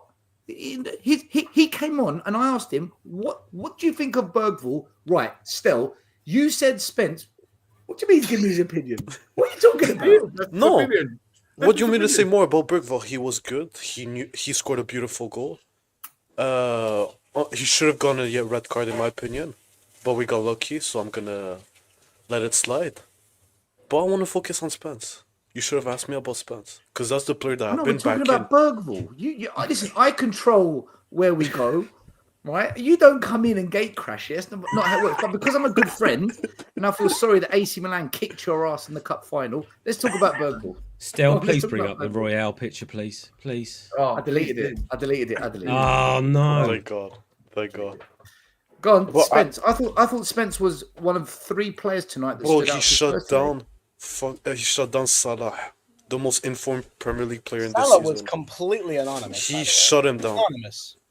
Anonymous. Who were your 3 players still? Spence, Bissouma, and Bergvall. I thought they were the standout players for Spurs tonight. I say Spence, Bissouma, and Poro, in my opinion. No, Poro's misses takes him off that list. No, Those misses defensively were did well. unforgivable. No, defensively. Yeah, but I'm saying Some of his as a shit. complete performance, I thought Bissouma did excellent tonight. I think thought, Basuma was absolutely shocking in the first half. I think in the second half it was very good. Though. Really? I thought it was horrible. I thought it was absolutely. He did well.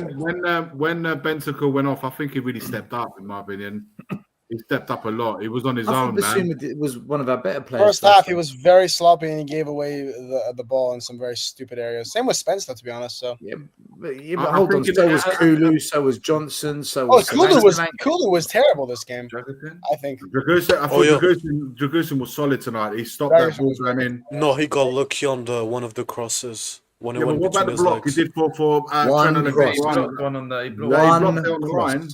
One cross.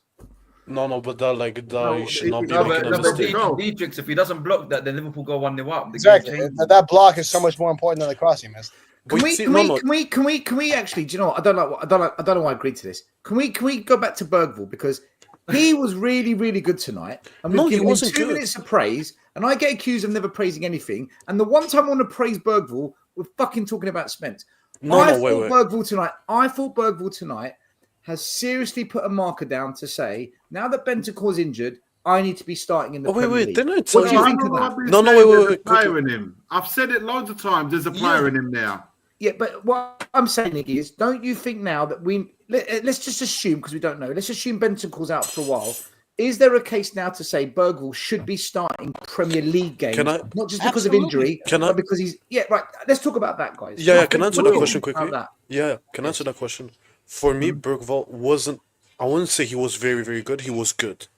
But I always said he should be starting over Pape Matar in the Prem. What? Don't they play in different positions? Today he played the same position as Arian, it's his opinion. It's his opinion. No, he is... No, he didn't. No, he played the same what's position. Bergvall's position? Is he an 8 or a 10, guys? He's an 8. He's not a 10. When he came to the club, Further back. when he came to the club, he said he was a box-to-box midfielder. That's exactly. Those were his words in his interview. He's Yeah, an 8. He's an 8. yeah. He's nice. I think he's more. I'm not going to start. I'm not. Listen, please understand what I'm trying to say. You know how we brought in Maddison to be our Ericsson. He's not that. I think Bergvall has traits that probably brings him a little bit closer to Ericsson. He's more of the than same Maddison. type. Oh, it's Mr. Box Office. 1 minute. Let Iggy finish. Aaron, let Iggy. Go on. That's all I'm saying. I think Bergvall has more in him to be that player that we badly miss since Ericsson's gone than say Maddison is. I don't think Maddison's anywhere near, or even have the attributes that Eriksen have. No way. I think they're two. But Iggy, you know, Madison's got our most goal contributions this Yeah, season. I'm talking about in terms of what Eriksen brought for us as a player. They're different players, aren't they? They're different types. I think. But what I'm saying to you is that if I had to, if you say Maddison or Bergvall, I think Bergvall has traits. I'm not saying that time will tell where his career goes. I think he could do a really good job for us there. I think, listen, I've said it many a times. I think he has the personality. I think he has the character. I think he has the mindset of becoming a really good. And I think technically he's really good. He's always calm under pressure. I've never seen him. I never see him. Yeah, but this we're talking a seasoned player in Maddison. Maddison is 28 now. Yeah. Or 27, and you're talking about a 21-year-old. I think he's really calm under pressure. And like I said tonight, Is he calm under pressure? Iggy, he's 18. Sorry? Did you say 21? He's 18. It was 18. All right. He's 18. Spencer's 21. My bad. Yeah. Spencer's 23. No, he's 23. Spencer's 23. Kinsky, the goalie's 21. Look, Iggy means he's young, right? He's young. For an 18-year-old player, I think, and you're right. Still, when Bentancur went off, he had to change position. And for me, I think for an 18-year-old player to be playing in that this level, I think he's got. There's something about him. I've felt it many times. To me, there's one issue I have with Bergvall. I don't think he's good when there's like too many players around him. When you give him space, that's when he thrives. But when I think in that role, Dietrich, I will incredibly agree with you in one thing. I think in that role, if I have to choose Matassa, I know Papa probably covers a lot more ground because he's physically just covers more ground. But I think if you're looking to play that way from the back, especially, I think Bergvall is more on point. He won't make those mistakes in passes that he did. Because sorry, shit. Well, I wouldn't go as far as saying shit. I just think for the way that we play, let's be serious. It suits him. It suits Bergvall. Okay, Dietrich, come on. Let me just go to Lee. Guys, let me go. Lee, Ian, 1 second. Lee needs to go, so let me just wish him good night. Yeah, see you later, guys. Cheers, Lee. Good night. Probably a couple of Take care, Lee. Sorry. Dietrich, none of these boys that play at this level are shit, let me tell you. No. For me, when I look at a midfielder which has to be technically gifted, good on the ball, good at passes, Pape Matarsa you cannot name me 3 attributes he has other than running. He's got a great he's got a great engine. He covers the That's ground. not enough. Listen, that's not enough. It takes different types of players. Yeah. To bring balance to a team. Romero and Van der Ven and Dragerson all have different assets. They've all got different skill sets, all 3. So, you can't turn around and say one shit because he's not as good as someone else at one specific skill set. I don't think Bergvall's that good. I'm sorry, I don't understand why we're going over. Do you think anyone's good? No, I don't think Bergvall's as good as what you're saying at the moment. I think you're going to get a massive shock, Alex. Well, you're going to get a major shock. I think he did well. I think he did well in certain stages. Yes, he went round and round, but unfortunately for me, he was very lucky again today to not get sent off. And lucky he scored that goal. He's taken his goal very well. Lucky that he scored that goal. But it's credit to Solanke, yes. But I'm sorry that there were stages in that game. How can you be lucky to score a goal? Guys, let Alex finish his point because everyone's talking over everyone. What anyone's saying. Stages in the game where you can see where the problems are at the moment, unfortunately for us in that midfield. Listen, I can't complain about us getting through the game. I'll give it to them because you've done it in a cup game, right? But I don't really get this whole thing about now. Oh well, he looks better than bloody Maddison and all that now and all this. I didn't say that. No. I'm sorry. I think we're going way over the top. Alex, if you're going to say something, say it accurately. I didn't say that. And I think Alex, I stick it by what I say. I think Angie's going to ruin him still because I think he runs around so much. Right, that energy's going to go. You know what I mean? It's only because he's young. Right, he's not getting injuries. You know what I mean? Because he's got the youth uberance to do what he's doing at the moment. Good on him. He kept going. Good on him. But he needs somebody experienced next to him because someone should have told him, "Calm yourself down, mate, because you're going to get yourself sent off." Right, and you can't do that at Anfield. You can't do that at Anfield, man. I'm sorry. You know what I mean? Good on him. He did well to score the goal, but on another day, he's off the pitch. Isn't that part of You're his learning? finding things to bring up That's to get. That's why I think he You're needs an finding experienced player. criticisms. You're looking for a criticism, and you're No. Arian, it's You not are, looking man. for a criticism. You are. No, You are. Arian, don't do this cult thing, yeah? Because I'm getting this cult thing from anti people at the moment. I'm telling you, you're looking I'm for getting a bit fed up. Let's get back to football, right? Let's get back to football and have this conversation at the moment. Alex, Yes, we did okay. Okay, he did okay, but there's stages in that game, right, which was crucial, right? Yeah. Someone should have said to him, "Calm yourself down. You're on your yellow card. Calm yourself down." Lucky the referee didn't even look at that tackle because he should have got a second yellow card for that. He shouldn't have been on one anyway. Alex, can I say something? Yeah, I feel like you're missing a bit of context because you came into the conversation midway through. Yeah. We have spoken about some of these things, and he didn't say he's better than Madison. Iggy was talking about how he feels like he can be more of an Eriksen than Madison can be for Tottenham Hotspur. Based on what? You might not agree with him, Based on but his that's I'm trying to give you context. Yeah, I think he has attributes that brings likening to Eric. I'm not saying he's Eriksen. I'm not saying he has the right. Can we just If remind you ourselves? let me elaborate on that point, otherwise we're talking nothing. Okay, go on then. I'm saying that I think he has attributes similar to what Eriksen used to bring for us when he used to play. I'm not saying he's an Eriksen. I'm not saying he's there. He's nowhere near there. I'm saying that if I have to take Maddison and Bergvall and compare them to say who has the more like a bit like the technical attributes to what Eriksen had, I think he has that, and I think he's right when he said that Bergvall plays a little bit better in a deeper role than saying an advanced role that Maddison prefers. I think Bergvall in that role can give us a lot more than say the likes of Papa Matassa in the way that Ange Postecoglou wants to play. Now I'm not saying Sarr is a bad player. I disagree with Dietrich in that. I know he doesn't rate him, and that's his opinion. I don't think he's a bad player. I just think if we are going to move forward with Ange and in the way that he wants to play from the back, and I said this the other night on a Monday night, if you guys heard, I said we need elite, slick players, high elite technical players to play that where the probability of making mistakes in the small gaps are very small. And I think he has that in his locker. Now, he has margins to improve. He has certainly have lots to do to become a top player. I just think that I see a player in him. It's just now how we nurture. I'm not being player. funny, Iggy, but did you see Eriksen when he started at Tottenham? Alex, can I say something? He started. Can I say something? It's not the same age, Alex. You compete two. No, just wait a minute, mate. Just wait a minute, mate. I Okay, saw I'll more wait from for you to Eriksen. I saw more from Eriksen, right, when he started than this guy right now. The only How old reason was why he's in the Eriksen? team is because we've got injuries. How As old soon was as our Eriksen? injuries are back, right, we'll see what happens. We'll see what happens. Okay, Ari, but what is the other guy? Sorry, I don't even know your name, mate. But my name is Tesla. tell me why I'm wrong. Tell me why I'm wrong. Okay, so I'm not saying you are wrong. Everybody's entitled to their opinion. But what I'm going to say is there's a bit of context here. Firstly, this boy is 18 years old. Secondly, this is his first season in the Premier League. This guy's coming from where? Djurgården.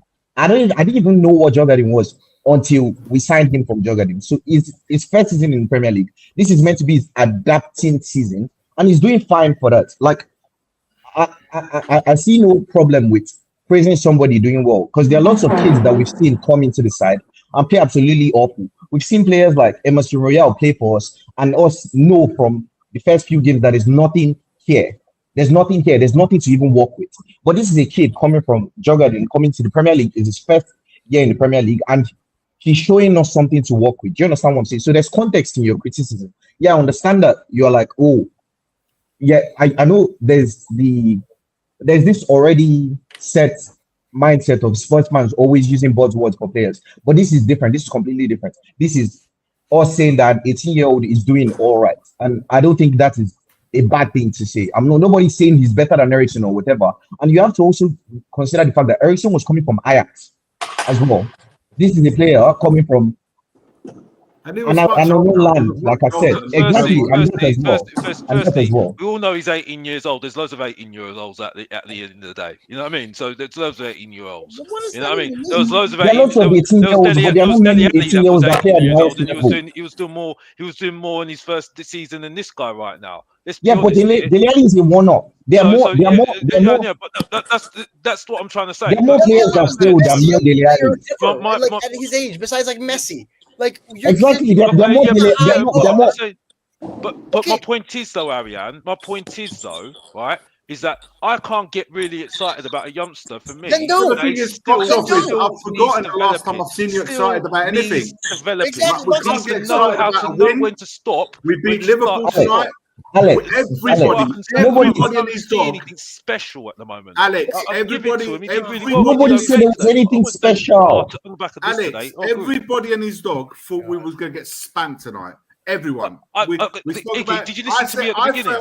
I felt yesterday when we spoke about this, I felt we was going to get a draw today. I've said it. Everyone else said we were going to get spanked. Everyone I spoke to today said we're going to get spanked. But we didn't get spanked. Did you listen to me at the beginning? Hang on. We had a few players, yes. Of course, for us to even compete at this level and to even win a game, Liverpool had to be a little bit off. There's no if Liverpool More than a little bit. Hang on, if Liverpool were on their normal level, nobody has a chance against them, especially in the form that we've gone into this game. Now we've gone in there, we've played, we had about 2 or 3 young players in there, a debutant in goal, and all things considered, we've come away not only not getting slapped like everyone thought. But we won the game. Can I just say something? Well. Alex, let him finish. He rolled his luck a little bit of not getting sent off. Granted, I can accept that. But we scored the goal, which for me was dubious offside. But, the technology told me it was offside. I can accept that. We win. We got a kid that stepped up with Bentancur getting himself injured and going off, meaning he had to change roles. He stepped up alongside Basuma. I'm saying on tonight's basis, I'm not getting carried away. I'm not saying that. Because we're here tonight talking about Liverpool Spurs. Based on tonight, we have to live a level of praise, man. We can't say not getting carried away. No one's saying we're in the final. No one's saying anything of the kind. We're just saying tonight, what we've seen tonight, there was something there in Bergvall that I think he can become a good player. And that's all I'm saying. I'm not saying he's there. I'm saying there's something there. The goalkeeper, good David. He looked for me on the whole. I think it was a strong debut. Now, is he going to become? I wasn't talking about that, but I'm not saying you're saying. I'm saying it. I'm not saying it's the Michael Neuer. I'm not saying it is the Manuel Neuer of the situation on Casillas or Buffon, but I'm saying. There was good things tonight that we saw, and I think we as a fan base generally, I'm not saying you as a fan base, when we see something good, we have a habit of just knocking it down because we don't want to get carried away. Instead of just saying, do you know what, we're not going crazy, but can we at least say we saw some good stuff tonight? Did we see some good stuff? Yeah, but again, you didn't listen to me at the very beginning. I said it was a good victory. We got through the game. I gave. Are you listening to your tone, though, man? Yeah. Regardless of my tone, I think people. I think people need to just grow up a little bit. To be honest, I think people need to grow up. When people hear my tone, it's the way I speak. Let's just get over it. You know what I mean? Get over it. Okay, I'm over it, man. I'm over it. Let's just accept. In February we're coming out. Let's not. Let's get over this. Let's get over this. Yeah. Alex, you know what I mean? 1 minute, guys. Can I just step in a minute? Alex, I just think we've got to enjoy the victories, man. The small victories we've got to enjoy. Iggy, 1 second. Alex, can I ask you a question? What was your prediction before tonight's game? I said 2-1 Liverpool. So I said, what? So the fact that didn't happen. What do you put it down to? Luck. I think we. I think we played our luck a little bit. I've got to be honest. I think we worked hard. Didn't see that one coming. I think Liverpool got into the game earlier on. Towards late in the game. I think for me, and they had a few chances. I think we did well in terms of putting the ball over the top. I think the goalkeeper was good today as well. But yeah, and I think we taken advantage of there's been slack at the back. I think which was good. I think the goal that we was offside. I think we're unlucky, and I think like I said, I think it just went away today for me. But did we That's play all well? I would say. We That's played all well? I would say today. Pardon? We played well. Oh, we're okay.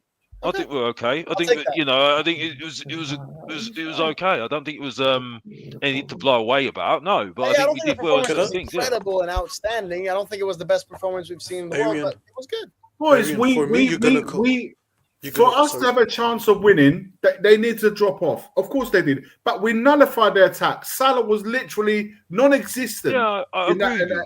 And we made them shake it. But I felt that I always felt that when we attacked, they looked a bit wobbly at the back, man. There's no two ways about that. And the goalkeeper looked nervous. So what I'm trying to say is it all that they were shit and we were just like there? Or it's like what I'm trying to say is when we're half decent, the opponents are shit. We played well. Like there's no reason to shy away. We're half decent. My point is, Arian, is that there's a tendency that when Spurs play shit, which is often this season, it's our fault. Yeah. But when we play a little bit good, it's their because fault. the opponents are always shit. Iggy, that's not fair. Iggy, that's not fair. It's almost If you like look at Iggy, praise the team a little bit. Iggy, if you look at just quickly. Okay, For me- Dietrich, I'll go after you. Yeah. For me, I think we played extremely well, and when we don't invert two fullbacks, we win games. For me, if we play the same way every week, I'm telling you, we will be in the top four. But that's how we have to. No. We're not making top four, man. No. I said Iggy, do you hear what if we he said? played, if we played like If we that play like this every week, every week, we will be in the top four. Dietrich, with the amount of games that we got this season, we can't play the same team every week. That's the problem. That's been I'm our saying, problem. I'm talking about the way. The system. No, the system. Tonight, there were no inverted wing backs. No inverted. I can get on In board the with first that. 10 minutes, we played further back as a back four. The And back that's four how I want to see us play. That's how I want Ange to Yeah, make we us did. play. You're right. We didn't give them the spaces that we did in the league where they were killing us from Exactly. behind. Exactly. Spence wasn't going all the way Even up. Porro. Am I 70 hearing yards you? to go and get the ball. and there was Porro. Ian, against Liverpool in the league, Aaron, you're mute. Aaron, you're mute. No, I'm not. Spence wasn't going high up to go and pick up their players. He did. So there was a little bit more. We learned our lesson from that game. You can't go and get them all the way up there and leave the spaces in behind, or they win this to kill us. You know, Iggy, when we played like this previously this season, Man City in the League Cup, got results. to an extent, Villa at home, City away. But also Wolves. Wolves, was it at home or was it away? We played the same against Wolves in the 2-2 draw. I thought It we was were at poor. home. I thought we were poor in the 2-2 draw. Yeah, but we played the same way then too. So Guys, can I ask you guys? I want to ask a question to everyone. Okay, so I'm sticking by everything that I've said. I'm not pivoting He was one supposed bit. to go after me. Tell him. It's all right. I'm taking over. I want to change direction because this is just getting monotonous. Right. I said before the game, I think we lose 3-1. Spurs won, and I think we deserved it in the end as well because at halftime we went on Savage show and I said, mate, this is a terrible game of football. I think both Liverpool and Spurs have been crap. Liverpool have got more possession. And I said, second half, this can go 1-0 either way. We could get a counter-attack and score. I can see that happening. At the same time, I can see Liverpool stinging us and scoring. We ended up winning 1-0. It wasn't the game that I thought it would be. Happy to say I got it wrong, but I stick to what I say, bigger picture. Second leg at Anfield, I think we're out. I don't think we're going to go there, do what we need to do. And I think Liverpool, they're going to be so wound up and they're going to feel this injustice that Bergvall shouldn't have been on the pitch, which we've said tonight. Actually, Bergvall not being sent off was correct if you size it all up. But they're going to feel that injustice. Their fans are going to feel everyone's against us. They're going to get behind them. Cauldron, young players. I think they cook us and we go out. Can I say something though? Can I say something now? Aaron, 1 second. I'm going to let everyone speak on this because this is just my opinion. Yeah. I stick to what I say. We are not going to go there and get the result. In my view, we will go out. Now, I'll go around. I'll come to Dietrich first because I did cut him off. And then I'll go this way around and everyone can speak. So, Dietrich, overall on the tie, because at the end of the day, tonight means nothing. It's the end game after 2 legs. Do you think Spurs will go to Anfield, Ange masterclass or tactically set up and find a way and knock Liverpool out? Even if it goes to penalties, that's still a win, right? Do you think we will knock Liverpool out, or do you think this 1-0 is just a happy moment, and then the wheels come off in the long run? What in terms of just this cup tie, not the season as a whole? What would you think about the second leg at Anfield? Well, still, I'm the most negative person on this panel, and I believe if we play like we did today, and don't give Salah, Trent all the space they need, and we sit a low block, we can win this. We can win at Anfield, in my Okay. opinion. What do you think will happen though? What I think will happen is Ange is gonna do his stupidness, and he's gonna play a high line, and we're gonna lose 3-0. That's what I think. I don't think But he if will I- play high line actually. I don't think he I will. don't- I think we're I going to don't get pinned trust- back. I don't trust him because when we played City in the cup, we sit back, we won the game. Next game, he does the complete opposite. I just hope he learns from this game and show me some consistency and stops inverting the two fullbacks. If he does that, then I believe we can get a result in Anfield. Get a draw, but not a win. Alex, second leg, Anfield, massive game now. Liverpool have to go for it because they're losing the tie. Spurs, will they sit back, be pragmatic, defensive, and play counter-attacking football? Basically, do what we saw Man United do and be very dogged and thoughtful in the tactical arrangement. They went to a back five on the attack. They went to a back three, so they kept stability there. What do you think, Alex, second leg? I don't know what's going to really happen on the second leg. I still don't see. I can't really agree with Dietrich because I was there and I didn't feel like that. I think we looked defensively okay, but I think that was more to do with Liverpool not really punishing us. I think the goalkeeper wasn't. I think the goalkeeper did help a little bit as well with his confidence at the back as well because I think he made some good saves, but.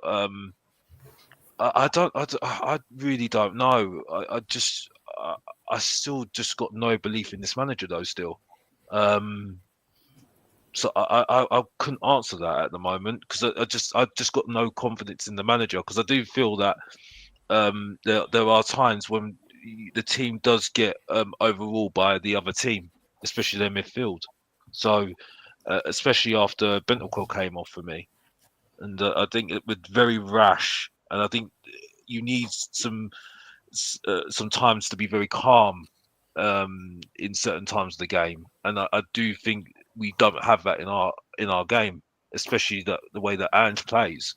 So that's my concern at Anfield. And I think you need some calm heads in certain moments of the game. And I don't think we're going to be doing that really. So that's maybe what will do us, unfortunately. And still, just to add something quickly, and it depends on what we do in the transfer. If we get some proper attacking reinforcements, then I believe we can do something at Anfield. But we need new attackers because these ones are fucking trash. We're going to talk about some of the players after this. I just want to get everyone's thoughts on the cup tie. We need to talk about a few Spurs players tonight who were awful. Ariane, you confident we're going to go to Anfield and get this over the line? I think there's a little bit of I don't think it's very useful to speculate now for a few reasons. First of all, a month away, and Liverpool, especially even more so than us, have some very bad fixture congestion, and they're starting to get a pile on of some injuries and small niggles here and there. So, and we're on the contrary, kind of en route to get some of our players back. So.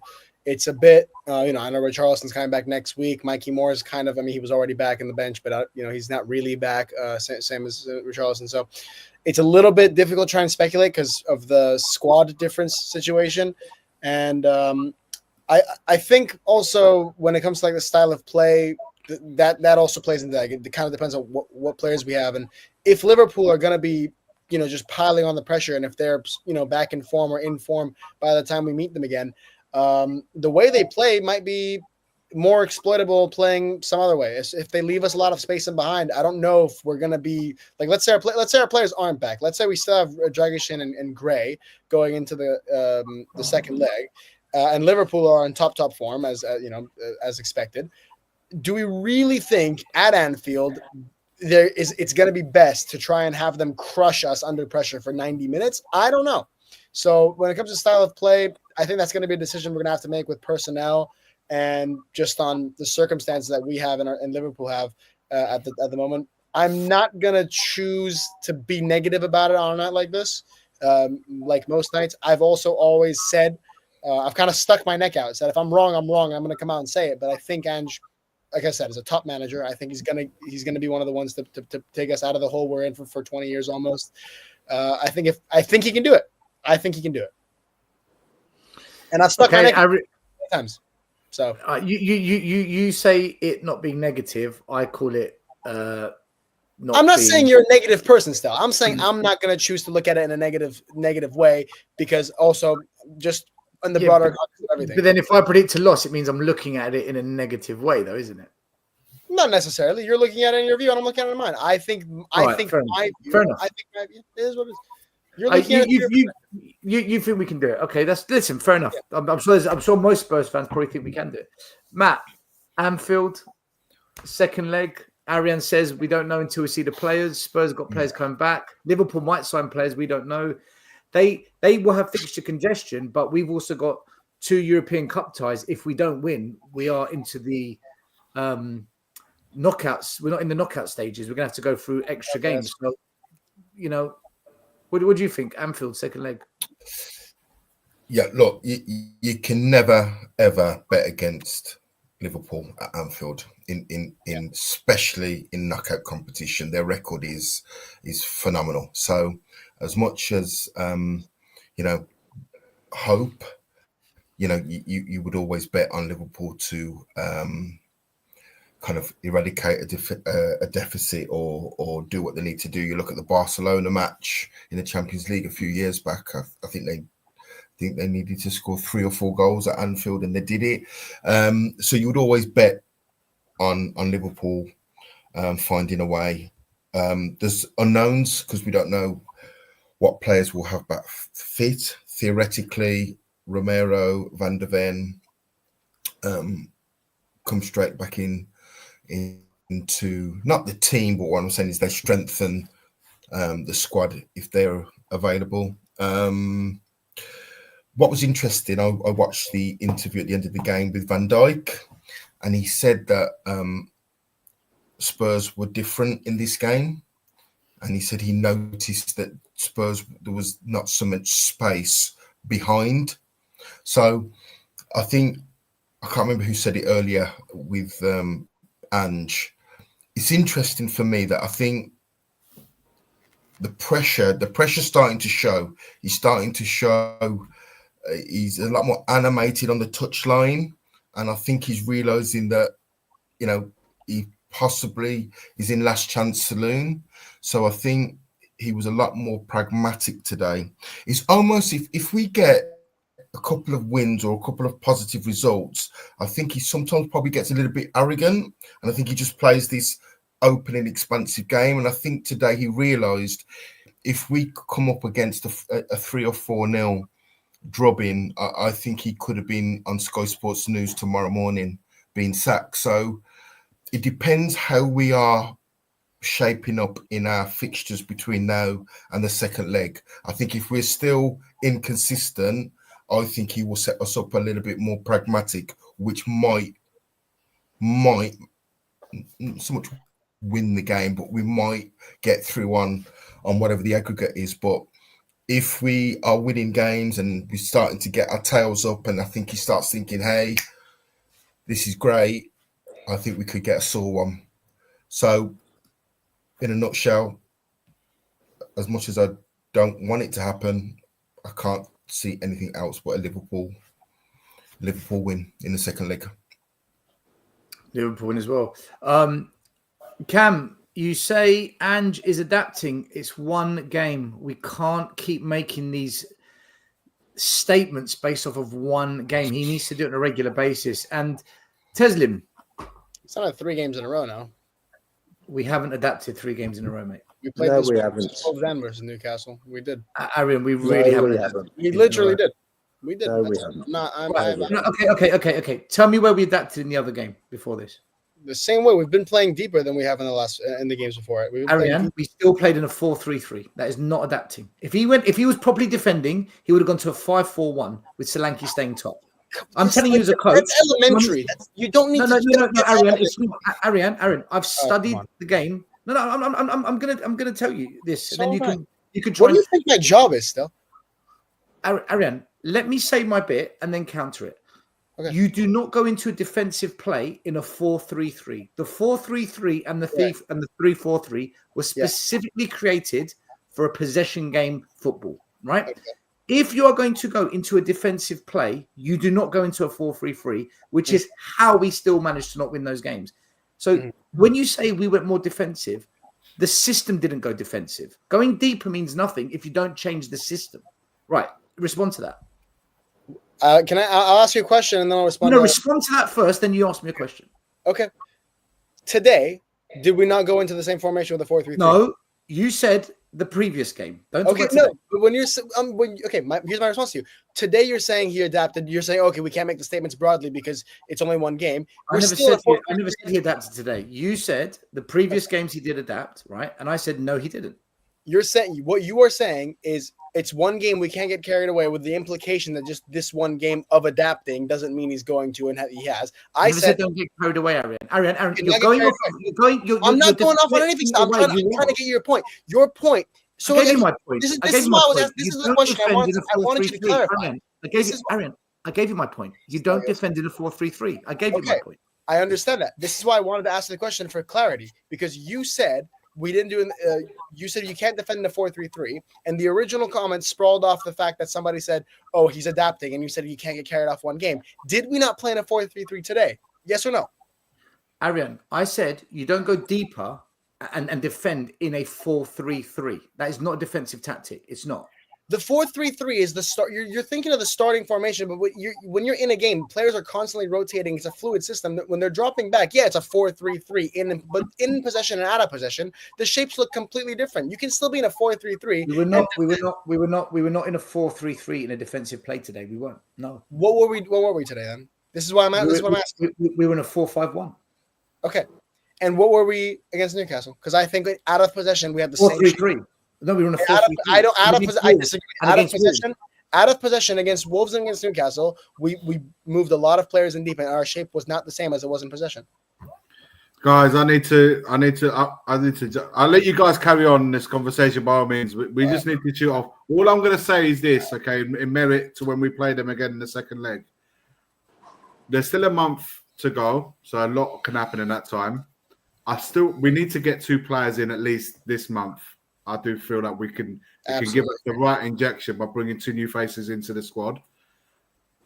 And lastly, I understand, and I probably agree with a lot of sentiment going to Anfield, the magnitude of the tie. We took a 1-0. We are taking a 1-0 lead, and 2 of the 3 results are in our favour. We don't have to win. We can make the final even with a draw. So, is it difficult? Yes. Is it very tough? If Liverpool on their night, absolutely. I agree with all of that. I just think tonight, taking a lead, a slender lead, it's still a lead. It was a good lead. And for me, it gives us, if nothing else, a really good possibility of making it to the final. Difficult, but that's the beauty of football. If you want to go far, you have to be the best. I don't know, but you know. A lot can change in listen, the next leg's in a month? Yeah. A month's time. Yeah. A lot can change. You don't know. Yeah. Liverpool this form might continue. You don't know what could happen in a month. We might get injuries. Spurs might get injuries again. Right, again. No, yeah, that's what I'm saying. Your players that might come. It's because it's in more as training setbacks. Yeah, because it's such a long time between the second leg, you can't tell what's going to happen. It depends. Exactly. Who knows? Liverpool could score in the first 15 minutes. Spurs could score in the first 15. Football's unpredictable. You can't predict what's going to happen in football. I've learned that. And the difference is the team that we've seen in the cup is different to the Tottenham team that we've seen in the league. Just remember that, guys. Anyway, good night, guys. All the best. Good night, guys. Teslim, tell us, what's your thoughts for the second leg of the Carabao Cup at Anfield? Okay. So firstly, I want to remind you when you asked me about our game with City, because I was on a stream with you when we saw the draw. And I said we had a chance. This one, genuinely speaking, I have no clue. I think it's not impossible that we win. I think Ant said by the end of January that Van de Ven and Romero should be back. So that's a positive. I think that oddly, call me crazy, but I am actually very happy that we are winning only by 1 goal, because I think that sort of puts it in the players' heads that this is a very slender lead, and you have to go out there for the second leg to give your all. Because the problem with these Tottenham players that I've seen is there is a mentality issue. I think there are sometimes that they go into games thinking, yeah, this is going to be a walk in the park, like writing second half and everything. Like, do you get what I'm saying? So I feel like in a weird way, a 1 goal lead is sort of a positive for us. I think that obviously, like everybody has said, we need to make additions to the front line, because watching that front line today, I was absolutely pissed. I'm not even joking. I don't want to use some very funny words, but Brennan Johnson, Son, they need to get spanked. They need to get beaten for the performances that they put in today, because I don't know what they were doing today. But yeah, we need to get players in the front line, and I think that if we are going to have any chance of winning, we have to play on the counter attack, because majority of the games that I've seen us play, well against Liverpool have been when we've countered. Like Stel was talking about Bergvall missing chances and all these things. All those matches that we've said, oh, things have gone wrong against us. We've had the chances, we've just not had the quality to take the chances. So I think that playing on the counter attack is the best way to get, or gives us the best chance to have a result at Anfield. And if we do that, and from what I've seen this season, I think our players play best when they counter. I think Brennan, Solanke, and Son are all counter attack footballers. I think they play best on the counter. So I think that if we do all those things, we make additions and things fall into place, our players are available and whatever, all the variables coming into place, I think that we do have a chance of getting to the final. So yeah. All right. So you're thinking we might be able to do it. Big up to We Are Spurs TV, who gifted a membership away. Thank you very much, Spurs TV. Good, and congratulations whoever gets that. Ariane, yes. Yeah, I just wanted to say I've got to actually go. It was a great show. Thank you for having me on. Still, sorry if I gave you an earache, like I said I would, or anybody else. Mate, you can come on and say whatever you want. On this Ariane, you're not giving us a headache, bruv. It's good to see you, bro. I know that I can be very obnoxious at times. No, you're not, bro. It's good to see you, bro. No, he is. Respect to you, bro. Respect to you. Yeah, and Tesla as well. Come, you guys can listen. I've always said it, and I'll stick to what I say. Everyone is welcome to come on this channel and have their say. I don't hold anyone back. Nobody. Please DM me on WhatsApp, because I'm well overdue for like the 15-game recap we were supposed to have. We'll do it. Next week we'll do it. Tell me, come on. Can I say something? You were right and I was wrong about that, and you need to get it in, okay? Listen, next week we'll do it. I promise you. I'll write it down now. I'll make a note. All right, wonderful. Thank you guys for having me on. Have a good show, and as always, come on. Wait. Still, please, I feel like I disagree with Ariane on a lot, and I would like to have a one-on-one with him. Okay. Because we disagree on a lot of things. I'm not even kidding. I will set up a show for it. I'll set up a show for it. Thank you. Okay. Thank you. I will let you know when I'm free. As always, come on, you Spurs. Have a great show, guys. Bye-bye. As always, cheers. Thanks for coming on the show. Thank you very much. He'll be on more, and we'll get Ted on a bit more as well. I just want to, Ian. So, second leg at Anfield. This comment, I think there's a lot of truth in this comment, and you can tell me if this plays into your thinking. So, JJ says the concern is by the time players come back, i.e. Van de Ven and Romero, he'll revert back to Angeball because he's got his players back. I think that's a very good point. It is a very good point. I think it's a very good point. What do you think, Ian? Like, do you think that if Romero and Van de Ven come back and Udogie, he'll be more Angeball, or do you think he'll go to Anfield and be more pragmatic, counter-attacking, or do you think it's whatever happens, it doesn't matter? It's just Anfield. I think we are. Listen, you look at the way we've played this season. You look at the way Liverpool played this season. And for me, I mean, I predicted a 3-1 win for Liverpool tonight, and the email came through from Spurs today saying that applications for tickets for the second leg are now on sale. Applications have now started for a few days. And I thought to myself, we're going to get hammered tonight. There's absolutely no way I'm going to waste my time going up to Anfield and getting home at 4 a.m. on a Friday, having been battered. Logic points to a Liverpool win. I go back to 76 when we beat Newcastle in the League Cup semi-final at home 1-0, and we went up there and lost 3-1. And logic tells me that it's going to be much the same. But then I think about going up to Man City for the Champions League quarter-final after we beat them 1-0, and we came away having won on away goals. So there's something, I've got to go up there. I don't care if I go home at 4 a.m, because if we do get through, and there's this little thing going around in my head saying logic doesn't tell me that I'm right, because Liverpool should wipe the floor with us up there. But there's something bugging me that's saying we might just do it, even if it's on penalties. And I don't know. My head, 95% Liverpool, that 5% Spurs. That's where I'm at. Do you know what? I just feel here we go again. We get this big win, and not you. You're not doing it tonight, and too many fans get carried away. Like tonight seems like people aren't getting as carried away, which means maybe they're learning now what I said before. We've got to stop doing this. Until Ange can win 5 games in a row in the league, for me, nothing has changed. Nothing. I never thought we'd win tonight, but then again, there's no way. No one's going to convince me we're not going out of the cup. But 1-0. Anything can I just say something though? These games. Sorry to interrupt you, because I know other people on the panel need to say stuff. By the way, and it's so nice to have Teslin on the stream. Matthew, you always, I love your attitude, mate. You know what I mean? And it was good to have Arian here. But I'm sorry, I can't change my mind on the manager because of those certain concerns. I just can't. I cannot. You know what I mean? Because I do feel that there are certain players missing to help those players, those youth players that we've got.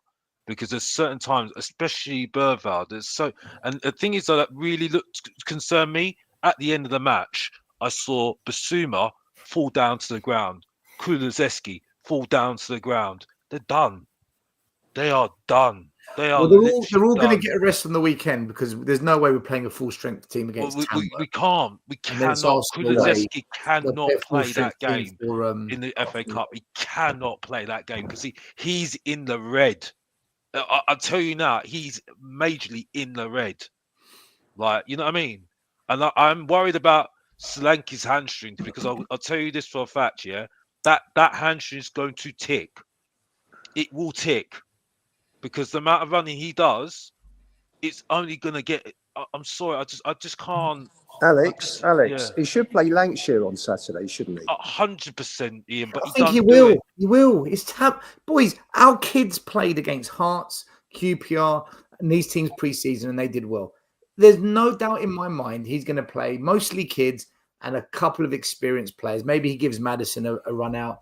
Maybe he'll play Maddison. He'll bring Dorrington in. He'll push Gray hopefully into midfield. Put them all. We'll put all the kids. Dorrington will play. Right. Lucier will play. I think Yang.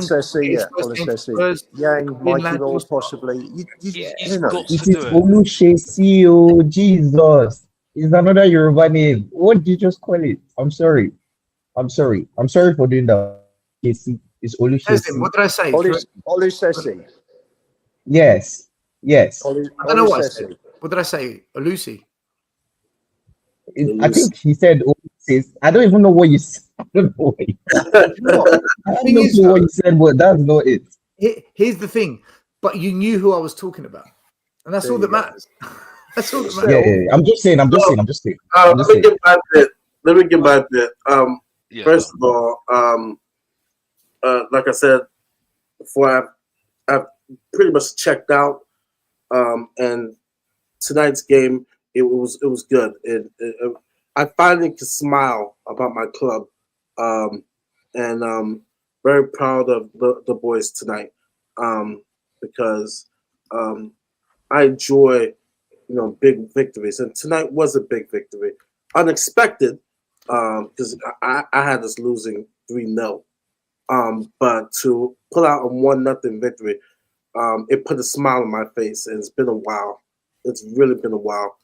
We could really use a good string of games of victory, for everybody in the fan base. Because when it comes down to it, everybody wants to see our club win. So that's one thing.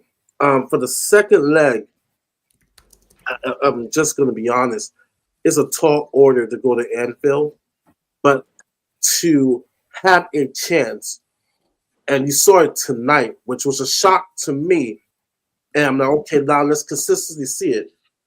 Because my question is, can this manager do the things to get us across the line? And from his comments, he said no. But tonight, he finally showed a sign of, okay, I'm going to do the things to cross the line. So now the proof is going to be the pudding in that second leg. That will he stop inverting, as Ian said, stop inverting the wing backs? Will he want to play counter? Sava put on the comments that we play at best being a counter team, which I agree. Our best victory was against City, right? Where we played as a counter team. So the only way we can get the result that we want at Anfield is that we're going to have to play some form of pragmatic football to be able to cross the line. We're going to have to play we're going to have to do whatever it takes to cross that line. And so we will see. If I'm a betting man, I'm not betting against Liverpool. No. But if you ask me if there's a chance, the only way is that we have to play pragmatic football to be able to get the result we want to move on to a final. We make it to the final, man, I'm just smiling. Like, because literally... Marley, firstly, you'll probably get great odds on Tottenham for the second leg. And the other thing is that we won't have a choice about how we play, because we're going to get pushed back and we're going to only be able to play on the counter. It's going to be like playing against Man City. He set up slightly differently, but he didn't have a choice in the end because City had most of the possession. Liverpool will have most of the possession. If we can go out and nick some goals early, and quieten them down, you just don't know. That's my concern, though, Ian. Yeah, and it's a possibility. And like I said, I'm the type. Like I said, if I'm a betting man, all my chips is on Liverpool. But because of this victory tonight, it gives us a chance. And all I ask is for a chance, especially as dross as this season has been. All I ask is for a chance. You guys know my view. If we win a trophy, I'm ecstatic because it will be the second trophy I've ever seen this club won. And oh my God! Can you imagine? I've never seen us win one. Never. I've seen one. It was my first year supporting this club. Never. So for me, I get jealous. At least you guys saw FA Cup victories, European, the old, what would be Europa League. You guys got to see that. All I've seen was the Carling Cup. So for me, I'm like, okay, this gets us a little bit closer.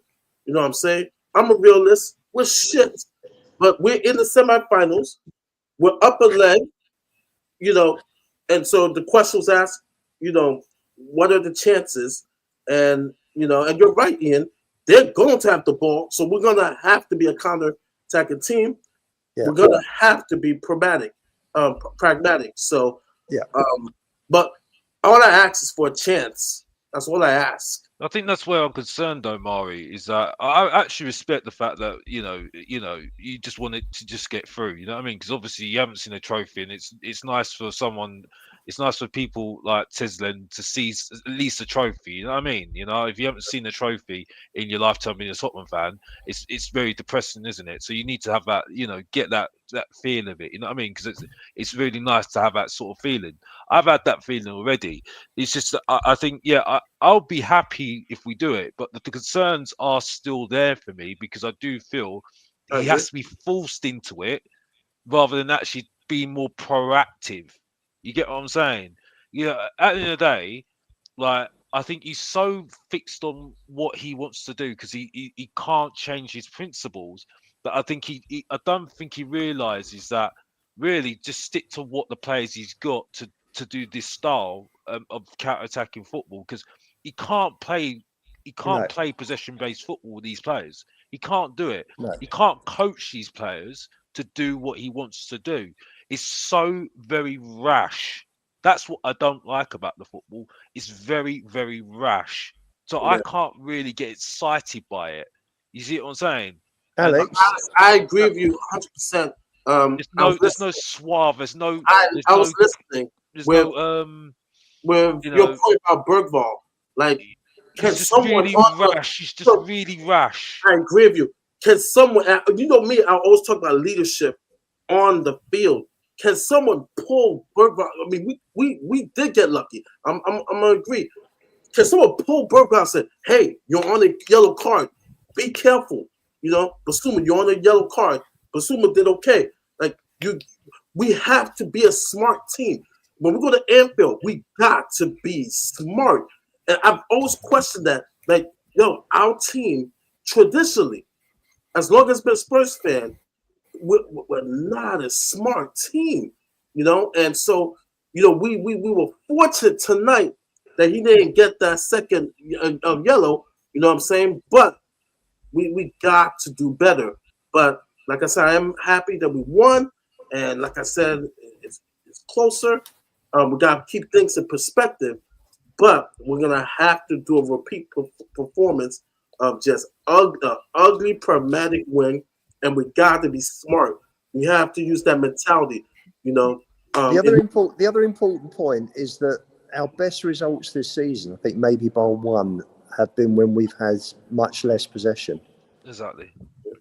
So that's why I don't. That's why I don't like. That's why I don't enjoy the way we play. But I think it's the only way forward for us to get results. Really, for me, I think that's the only way for us to get results because that's the players we've got at the moment. So I think Andrew's got to he's got to swallow his pride. He's got to swallow his pride. He has to swallow his pride and just do what is needed to do what he needs to do to get through games now. You know what, Alex? Well, listen, if he had any sense, he'd start with three at the back at Anfield. I don't think he's going to do that though, Ian. I don't he's think going to go he's going to do it 4-3-3 like every other game. Yeah, because he's not changed up to now, and you know we've seen some of the results because of that. You see what I'm saying? So that's the reason for me. Got a super chat from Sava. Big up. We must be the only fan base that win one game in 5 and act like we've won a Champions League final. Good win, yes. But we have got to see a run of results. Stay humble. absolutely. I agree. Guys, before we wrap it up, there's one last thing I want to talk about. Not tonight, but related to the Carabao Cup because it just caught my attention and I thought it was fascinating. I'm sure we all know yesterday at the Emirates, the bottle job did it again. but it's not so much the bottle job, it's his comments.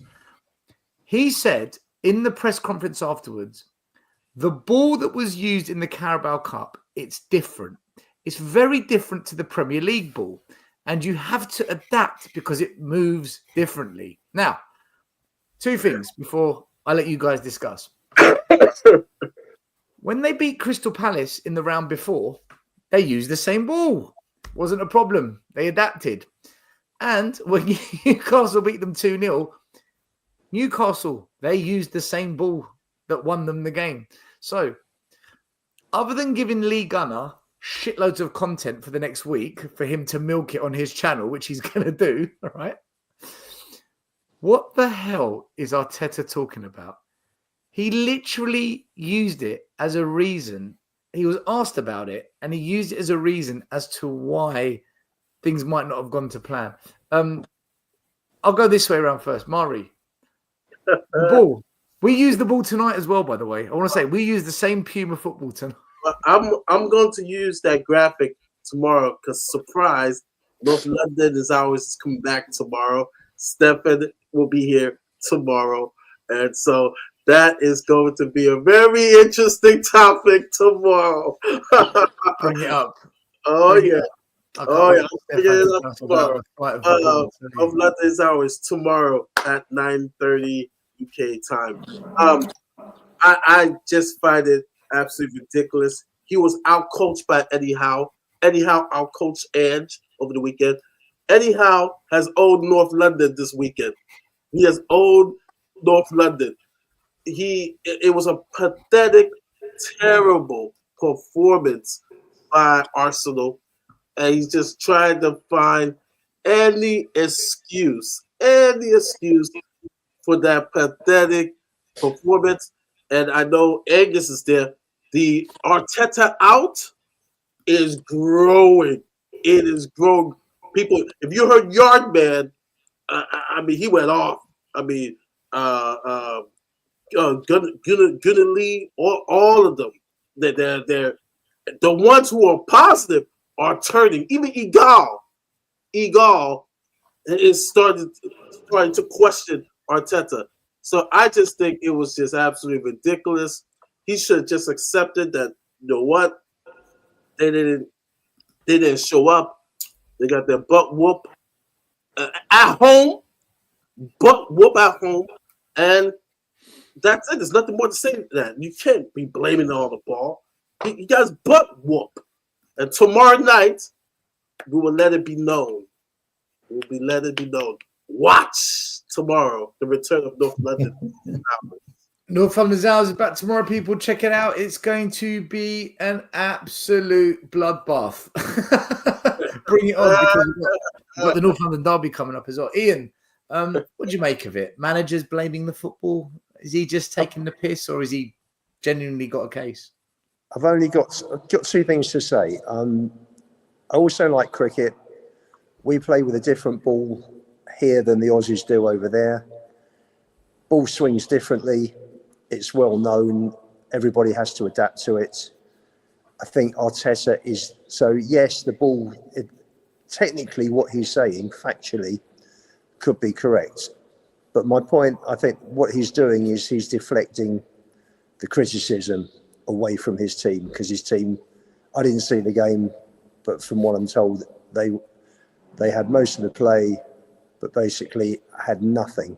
Did nothing, crazy, very little, were very poor, badly missing a centre forward, which is down to him because he's been told probably for the last 2 years that he needed a centre forward to finish off the team. And he's just basically just trying to deflect, I think. And, you know, what else can he say?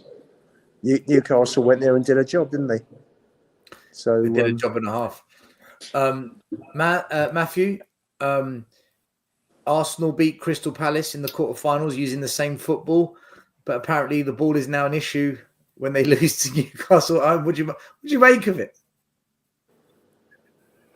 I just think he's clutching at straws. I think he's not a very good loser, you know. And I know Ange gets quite a bit of criticism in his interviews, but Arteta is certainly one of those that has every excuse or reason under the sun when they've lost or drawn a football match. So I think he must, by the time he left that press conference, somebody must have said, "What have you just said?" You know. So I think he at the moment he's obviously agitated about the result and the performance, and I think he's kind of coming up with any excuse he can. But I just, for the life of me, can't understand. Gabriel Jesus is on 260,000 pounds a week, and Kai Havertz is on 350,000 pounds. That Kai Havertz header miss was out of this world. Oh, out of this world. Yeah, out of this world. He couldn't he could not hit his shoulder. If he tried in training for it to hit his shoulder, he couldn't do that again. He couldn't do that again if he tried. If he tried to shoulder it, incredible miss. So listen, I know Solanke gets a lot of criticism on a lot of the channels and stuff, but I wouldn't swap Solanke with Jesus or Havertz. Not for a second. Me neither. I agree. I don't want Jesus or Huck. I think they're both bang average. Not bothered. Dan List, you always do this, right? Half a billion a week, them two cost. Are you shutting up now? There you go. So Matt, what was that? 500,000 for what? No, half a million in salary, Jesus and Havertz a week. Yeah, Havertz is on crazy salary apparently. You're right, mate. You're spot on. £350,000 a week. No, you people should not do that. He's like their biggest player. He has won a Champions League. What do the other Arsenal players have? So in that dressing room, he's worthy of the money. In Arsenal's dressing room. Teslim, I need to call you out now, right? Okay, I'm listening. By that same logic, Timo Werner played in the same team as Havertz that won that Champions League. So can you put some respect on Timo Werner as well? Your logic. But you know the thing? If Havertz goes into the locker room and says, "Drop your medals on the table," nobody there can chat to him. Okay, be real. Okay. Like, everybody can insult him. So can you please give that same respect to Timo Werner, please? Timo cannot play ball at all. Okay. All right. Timo is different. Timo is different. Timo is special. Timo is special, please. No. Timo is special. Still, you can win a medal. You can win a medal and be crap. It does happen. Fair enough. Yeah, Romero's won a World Cup. That's a good point. Fair enough. That's right. Son's won the Asia Cup. I mean, it's an international trophy. I'm not having this Kai Havertz hype on the basis he won a Champions League. I mean, I don't care. No, Werner's got the same medal. I don't want him at Spurs. Dan, go on. Listen, we are going to end it, but you've come on. Say whatever you want, man. Because I hate when you come on late and then I say it's too late and then you don't get to speak. So have a little chat. Apologies. Big up everyone. Hope everyone's all right. Everyone enjoyed that game today. At least we got our victory, eh? Bloody hell. Something, eh? First win since beginning of December? Is that right? I don't actually know. Southampton. First win since Southampton. Southampton, 5-0 away, yeah. And, you know, fair play to the young boy, you know, Bergvall getting that goal. Great moment for him. Look, you know, we know how this story ends, don't we? Yeah, at the beginning of February, but at least we're through. Not through, but at least we've got something, a glimmer of hope going into the second leg. Look, we're desperate, aren't we, as Spurs fans right now? Absolutely desperate. With league, we're not doing nothing. Cups is the only thing. Look, I know you guys have gone over it tonight. So, did you want to ask any quick questions about it before you shut down tonight? Is there anything? No, I've got no questions. Can I ask him something? Something? Teslim does. Of course you can, Teslim. Dan, what's your take on Son? What do we do with this guy? Oh my lord! What's your take on it? He didn't do anything today, did he? He's not looking. People think he's finished, don't they? People think he's finished. What do you think? What do you think? I don't think he's finished. I just think, the baguette. I've got a new South Korean French bakery sponsoring the club. The day after Son signs a 1-year extension. Is it a coincidence? I doubt it. We need Son. If Levy wants the money, we got to keep Son, right? It stinks. It absolutely stinks. Yeah. Son, he scored 6 goals in the Premier League, hasn't he, this season? 5 assists, something like that. 5. I think it's 5 goals. Yeah, 5 goals, 6 assists. So it's not awful. But, you know, we need an upgrade, don't we? You know, we need a better winger coming in. Werner. Actually, can we be honest about it, right? Tonight, for me, I thought Kulusevski was average. I thought Johnson, Werner, and Son were utter garbage. Yeah, I agree. Complete garbage, especially Johnson and Son. I think he's unfair. It's quite simple. It's just I hard want work to tonight. talk about his quite DA. simple. It's quite Johnson does simple. nothing. It's quite Mhm. simple. Why? It's quite Johnson simple. just- Why? He's good at It's- tackling. That's it. Listen. It's quite simple. Why? Because, like I said, if you watch what happened at the end of the match, you saw few of the players that you've just mentioned now fell right on the floor. So you can see exactly what's going on. You can see exactly what's going on. You know what I mean? He's running them in the ground. He's running them in the ground at the moment. You know what I mean? Is So that and why he's you think? Is that why you think Son is playing bad? he's not being clever with the players. He's not. Son was non-existent as well. Yeah, I agree. Absolutely agree. But this is why I think we're where we are on the table at the moment, because he's just not. He's not. He's not. What is it? He's not. Doing to the players' strengths. That's the problem at the moment.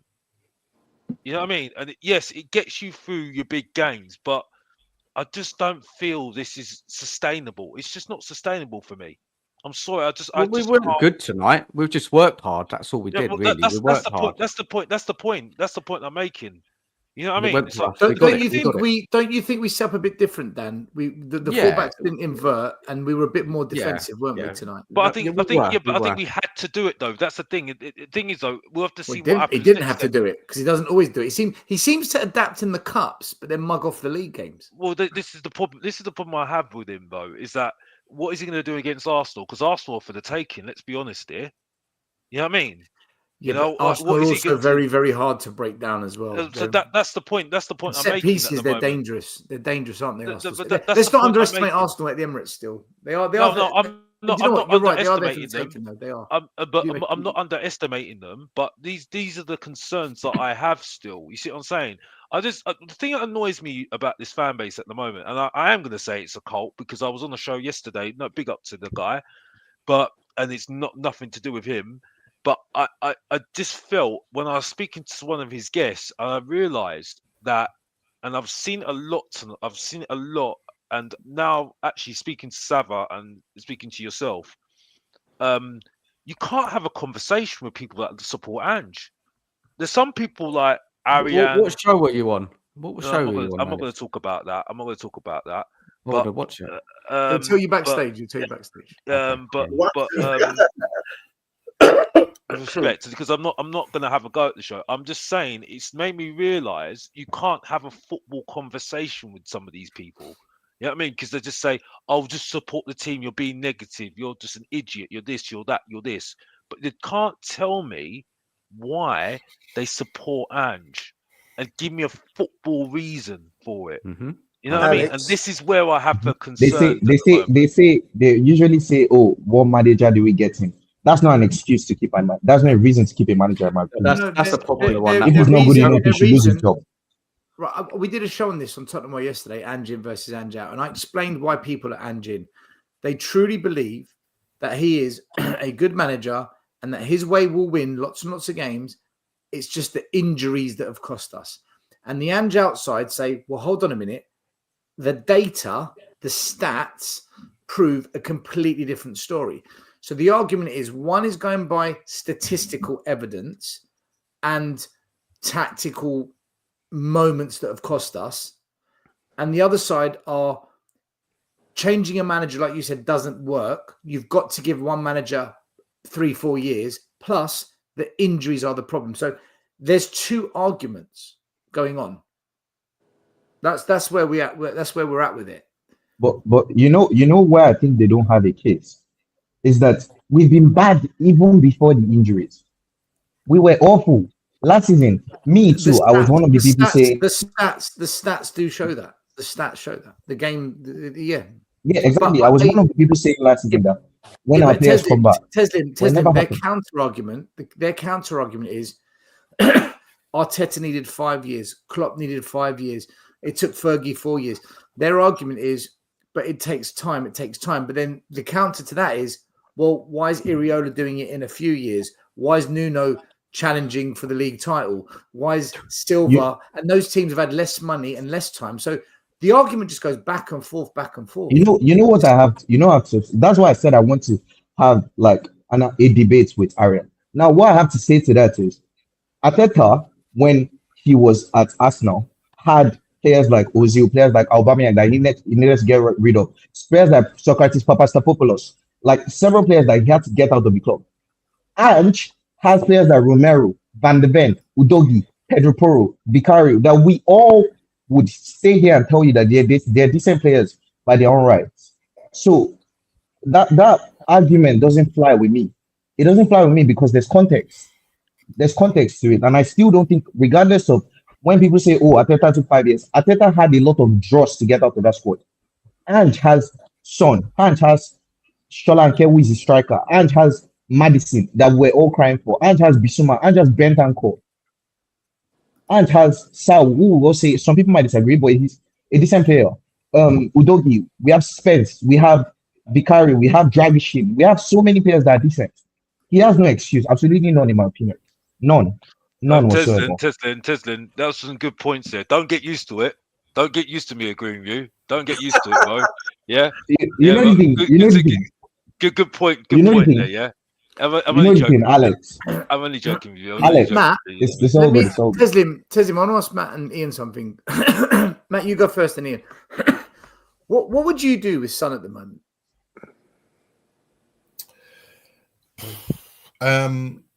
I texted you during the game that Alisson threw the ball out to you were losing it during the game. Alisson threw the ball out to the right back, and the right back was maybe 15 yards, and Son ran out to him, and the guy played it inside and continued his run. And I watched Son, and he put his hands on his hips, and he was blowing. And I thought, this was about 20 minutes into the game, and I thought, he looks like he's had no pre-season. There's something. I'm not talking about ability. I'm not talking about is he finished. He looks like. If you remember that season under Conte, do you remember that season under Conte when he was dreadful, and then it turned out that he needed an operation? It almost looks like that. He looks. He hasn't got a gallop in him. I was absolutely staggered. Forget the rest of the game. He looks like he doesn't have a sprint in him. And if you're playing as a wide forward in the Premier League and you can't sprint, you've got a problem. So, in a nutshell, the only problem is the support act is Timmy Mallet. So I'm not sure what we do. I'm not sure what we do. I really don't. Well, you have to hope that they bring in a winger in this January. You have to. Yang.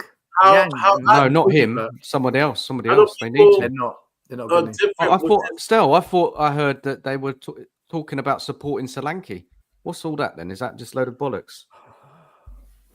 I think that means an alternative goal scorer, because I don't think they rate Richarlison. Plus, he's injured still, isn't he? Oh, so he's not talking about supporting Solanke as like a wide play. He's talking about bringing another forward. I thought it was. Well, you've got Werner at the club. Coming to the team to replace. Let's look at it logically. I think he's replacing Johnson.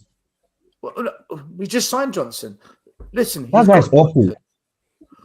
I don't even think Ange expected him to be that. Teslim, we are not getting rid of Johnson in January. I'll tell you that now. That's not happening, right? Right. This is the reality. We've got Johnson.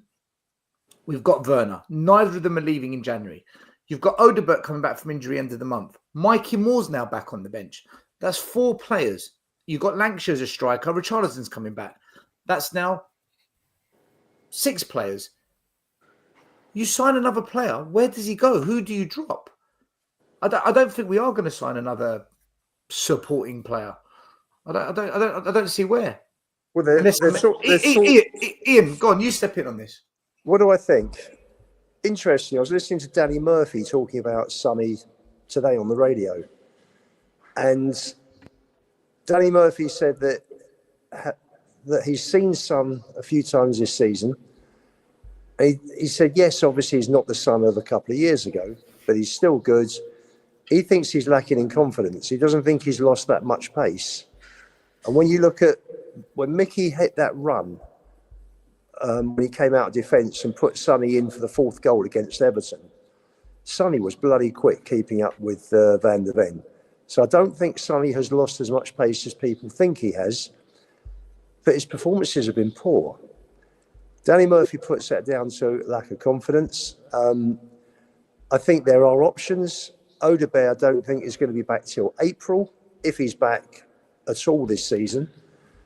He's just getting back into rehab. He's had a hell of an operation there, by all accounts. You've got, for me, when Udogi's back, because you also got Reguilon, who I think's been hasn't been given a chance either.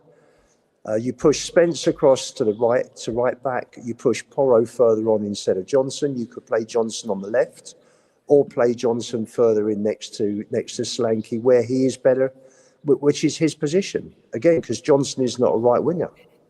So there are options. You've got Mikey Moore coming back now. You've got Yang. Who knows? He's an unknown quantity. And it's interesting because Werner stretched them today, didn't he? I mean, the end product again is bloody hopeless, but he stretches them and he's got pace, and he can pull players out of position. And if he can just add something to his game, that final pass or that final shot, then Werner may have. Ian, don't talk about that guy. Honestly, no one should we talk about him. But he beats players for fun, Dan, and then he screws up. It is so frustrating watching it. You might get 1 goal in 20 matches, maybe. No, but I'm just saying to you that he beats his fullback, he stretches them, he takes them down the line, he takes the pressure off, and he's quick, but he's got no end product. It's one of the most frustrating things about Spurs this season is that he could have such an impact if he could only put the right pass in, put the right cross in, take his chances. The one-on-ones that he had at Brighton and Old Trafford. I mean, or was it Ferenc Varos? I mean, just one after another, and he can't finish. I mean, one of them was a pass back, in effect. But we have options, and bring Spence in at right back and push Porro further forward for me. Or play Spence left back and push Udogie further forward. There are options. It's not just about wingers that are just not doing it. And the hardest thing in football is to put the ball in the back of the net. Johnson's got 11 this season. So again, frustrating again. What pleased me today was you saw him tackling back quite a bit, and supporting Porro a lot more than he has done normally. And if he can just add the extra bits to his game, then he could be a very good player. There were green shoots today. We've all been really depressed by the way it's been going this season, and particularly the last 2 months. But there were some green shoots today. The keeper looks very, very confident. Kids come in from new country, 21 years old, 60 odd thousand in a League Cup semi-final, and he's done well. He's confident. You can see he's confident. Spence, I thought, was phenomenal today. So with Sonny, I'd leave him out. I would give him a rest. I'd take him out the firing line. I'll just say this about Son. Who would you put as captain? Who would you put as captain at the moment, though? Because Maddison's in and out, and Romero's injured. I think have a captain. I think Kulusevski's a good shout, if I'm really honest. I heard it from somebody. No, not Porro. Not Porro. No. I wouldn't give it to Porro. Oh, he's got that fight and that drive. No. Sorry, Porro has been poor this season. Really poor this season. How I like my steak, no judgment. I like my steak well done. Son is done. He is done. He will have flashes of, like all players, they have a flash of a burst in them, but for the end system and what he's required to do, I just don't think he has that energy. He doesn't have that. It's too much for him. Someone posted on the comment he needs a month off. I agree. He needs a month off. Or at least I don't think it's as bad as what people say. I think he looks bad. I think he looks bad because of these tactics. And I think he can't be this. I think what they're expecting him to do is required to just keep on dribbling past plays, and he can't do that right now. So I think he needs to be nearer the box for me, so he can take his shots. And I think someone needs to help him to do that. I think the players need to accommodate to his game, but I think that's the Ange system doesn't help his game. You see what I'm saying? I think you can find a role for him, maybe more centrally, rather than what he's doing on the wide areas for me. You see what I'm saying? But we don't do that, and I think that's where the issue is at the moment. I think he's just accommodating the way he plays to try and suit the team. And unfortunately, he's just come across look really, really bad at the moment for me. I'm not saying he's not been looking bad. He has been looking bad, but I think that's down to the manager again. You see what I'm saying? To accommodate him. I want to add on to this, and mind you, Ronnie, I don't think it's disrespectful for me to say he's done. First of all, everybody knows if I'm saying he's done, then because there are people, James Flower, who've been back, and I was, trust me, the biggest Sonny fan. But when I'm saying that he is done, I'm gonna be honest with you. I said this 2 years ago, and I'm gonna be consistent. As a club, if we're a big club, we need to become ruthless, right? Ronaldo got rid of, Real Madrid got rid of Ronaldo. Messi doesn't play for Barcelona. The one big flaw about this club is we don't know how to sell high.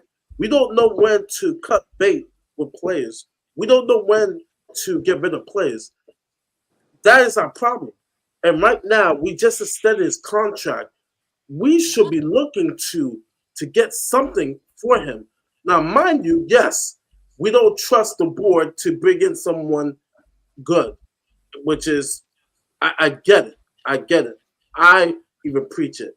But the biggest flaw about our club is that we do not know when to get rid of players. We are sentimental FC.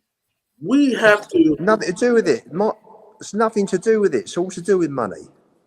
It's nothing to do with being sentimental. That's you're mixing the two. It's nothing to do with it. No, but Sonny brings in big money one of the for the biggest club. flaw of our club is we kept Ericsson too long. We kept a couple of players too long, and the successful clubs, the big clubs, they know what. Hey, it's nothing personal. Great service to our club, but it's time for you to go. I mean, we got Ben Davies going into his 11th season, with our club. We don't know. Yeah, but you have to be honest. Davis has been we have to be ruthless. We have to become ruthless. I know it sounds mean, but you have to become ruthless. Michael Jordan did it in his career with the Bulls. He ended up with a different team. Tom Brady, it's not like the 40s or 50s or 60s where you have a one-man club like Totti, right? That's extremely rare that you have Totti, a player like Totti who played for Roma his whole career. We have to come to a point where now we cut bait with Son. I love Son. Trust me. For me to say he is done tonight, it breaks my heart to say that. But also, too, we have to become ruthless. We got to become savage. If we are saying that we are a big club, we have to know when to get rid of players. I think I disagree. I disagree with you. I must tell you something. Poch had a great 4 or 5 years. And the first time he hit trouble, Levy got rid of him. And that's what makes me sick about some people, is that the first time people have a bad run, bang, get him out, chuck him out. I'm sorry, that's not about being ruthless. That's about being hot-headed, too quick off the mark. I remember Alex Ferguson saying he should never have got rid of Jaap Stam. Massive mistake. He was hot-headed about him, chuck him out. You know what? People act in haste, repent at their leisure. Sonny should be there because, number one, I don't see Ange being at the club beginning of next season, and I think another manager can get a tune out of him still. Good. Maybe as a player coming on as an impact sub, but he's not that bad. I'm sorry that you just chuck him out and say, forget it, done, you're gone. He has been. Can I say something? My question to you is, when do we get rid of Son? I'll use him as an example. When do we? Because he's depreciated naturally, like all players. I think it's because of the tactics. Like, when do we get rid of Son? Like, I'm going to ask you, when will be a time for us to say, all right, we got to move on from Son? Marley, you cannot judge any players at the moment because of this guy's tactics and system. It's impossible to judge a player because these systems are so crazy. They're so out there. You just can't judge. This is not a normal football way of setting up a team. You just can't judge players. Sonny is no good stuck out on the touchline, hugging the touchline. Never has been. Sonny is an inside forward. Johnson is an inside forward. You've got centre backs there. You play as a three. You've got wing backs like Porro, Spence, Udogie. But they're not. No one's being played in the right system and in the right positions. You just can't judge. It's very easy to say, "Oh, Son is shit. Son's this. Son's that." Maybe he's not as good as he was. No one's denying that. Maybe he's lost that bit of total electric pace that he had. But he's still scoring goals for us. He's been off form lately, and you know, I listen to someone like Danny Murphy, who's a lot more experienced and is a lot more genned up on football than I am. And Murphy's saying that he thinks it's confidence. You know, you look at the ball that came back off the post against Roma. Sonny put it over the top from 6-8 yards. He'd never normally do that. I think it's confidence the way that he's playing at the moment, the way that the tactics as well. But I do see what Mari's point is. I think for us at the moment, I think this is why I can't get on board with this at the moment, right? There's a reason why we're 12th in the table right now. There's a reason why we are 12th, because the way that the tactics are and the quality of the footballers that we're bringing in, right? And there is no coincidence of that. You see what I'm saying, right? And so there comes a question where you've got to look at it and think, when is this guy going to look at it and think, okay, today you've adapted, right? How am I going to get the best out of these players that I've got at the moment, right? And getting the best out of these players without rinsing them so much that they fall into the ground every single match at the end of the match. You see what I'm saying?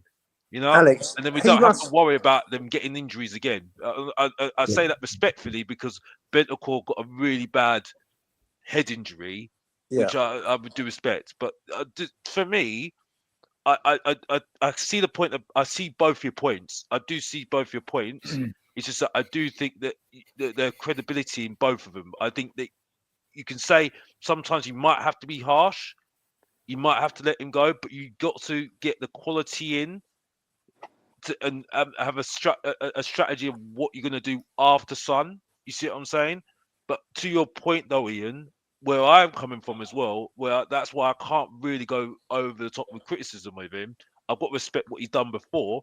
Is that maybe he should be adapting to what he could do to get the best out of him, because he can score goals. It's just that maybe he's got a lack of confidence because of these tactics from this manager, and that's what I'm trying to say. Yeah. No, guys, I agree with Marley when, you know, with someone like Ericsson, he should have gone earlier for sure. You know, the problem was the chairman thought that he'd get the same money for Ericsson as Chelsea got for Hazard, and he had Ericsson up for 130 million, which was just ridiculous. And in the end, he ended up getting 17 million for him. But so I agree on that point. But I think, you know, you look at the players today, and again, you know, there's so many players today playing out of position. Johnson's out of position. Gray's out of position. Spence is out of position. You know, the very few players that are playing where they should. Porro is a wing back. Porro was bought by Conte as a wing back, not as a fullback. Yeah, and it goes on and on. Bergvall's an 8, was having to play as a 6. Okay, that was through injury. And so it goes on. Sonny is an inside forward. He's not a touchline hugging winger. Never has been. You know, he's not a Garnacho type winger, for heaven's sake. You know, so there's so much wrong still at the club, and the team did well. And the manager adapted today because he had to, and I'm sure he's under pressure.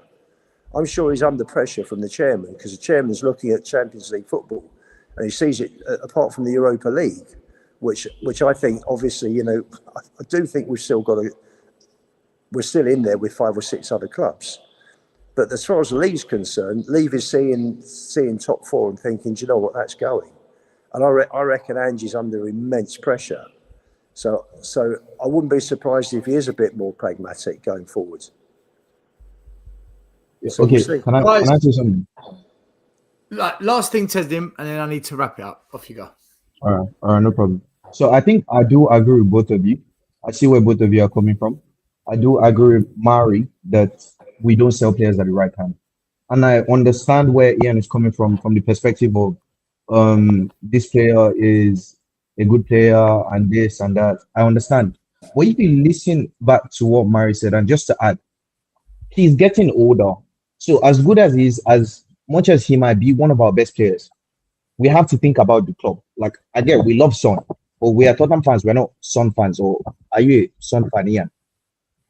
Are you a Son fan, if I may ask? Are you a Son fan or a Tottenham fan? Me? I'm a Tottenham fan.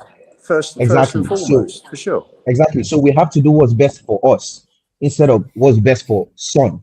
So I think that, naturally speaking, as he's getting older and we know he's only going to decline from here on out, I think it's best we get rid of him. Now, on another thing that I think Mr. Box Office said, I think Stella and I also actually did disagree with this one time. And I stick by what I said. I said that, in my opinion, I think that Son has played his best football, or the best years of his careers, numbers wise, have been in counter-attacking systems. When that transition started was when Kane was injured for the 2019 quarterfinal against Manchester City, when we had to play on the break. And I remember from then on, we had managers like Conte, we had managers like Jose, we had managers like Nuno. And under all those 3 managers, I think Son was even the first player to get the first goal for each of them. And he played very well under all of them. I mean, he won the Golden Boot under one of the counter-attacking managers. So I think he's a player that can run in behind and get goals and assists. I don't think he's a player that can dribble anymore.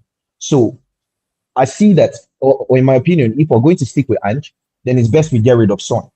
But if we're not going to stick with Ange, if we're going to get a manager that's more adaptable, that will work with what he has, then I think we might still be able to get something out of him. I saw somebody talk about how Son deserves to stay at the club for the rest of his career if he chooses to.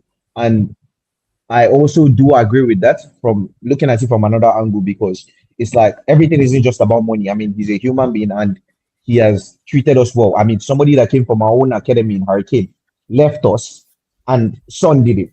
Like, do you get what I'm saying? When he had probably could go to any club. So there are 2 different ways of looking at it. But at the end of the day, I don't mind if we sell him, because I'm a Tottenham fan and I want to do what's best for my club. And naturally, he's declining and he's getting older. He's not getting any better. He's not getting any younger. So if we can make the money while we still can, then I'm all for it. So, yeah.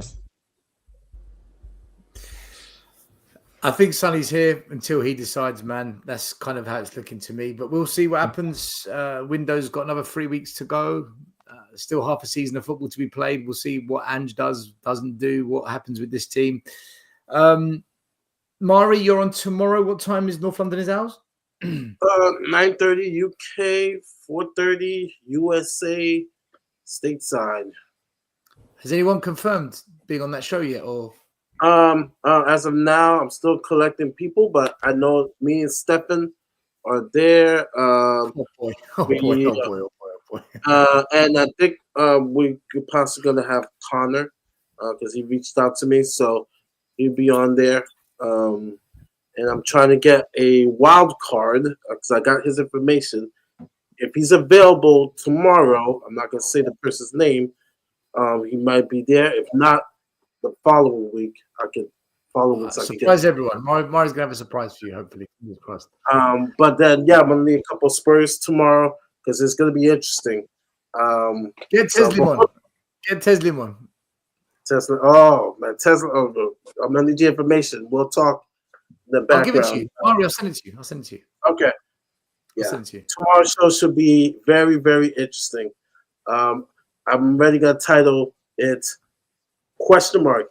Ange out, Arteta out, because now the Arteta out people are out. they're not happy with Arteta. So call the show. Who's the bottle job? Ange or Arteta? Which A is the bottle job? Which A is the bottle job? Guys, check out Mari's show tomorrow night. North London's Hours. It's back. A lot of people have been asking about it, so we will put the notification out on the community page tomorrow at some point. Lubo, final words? It's been a good night tonight, hasn't it?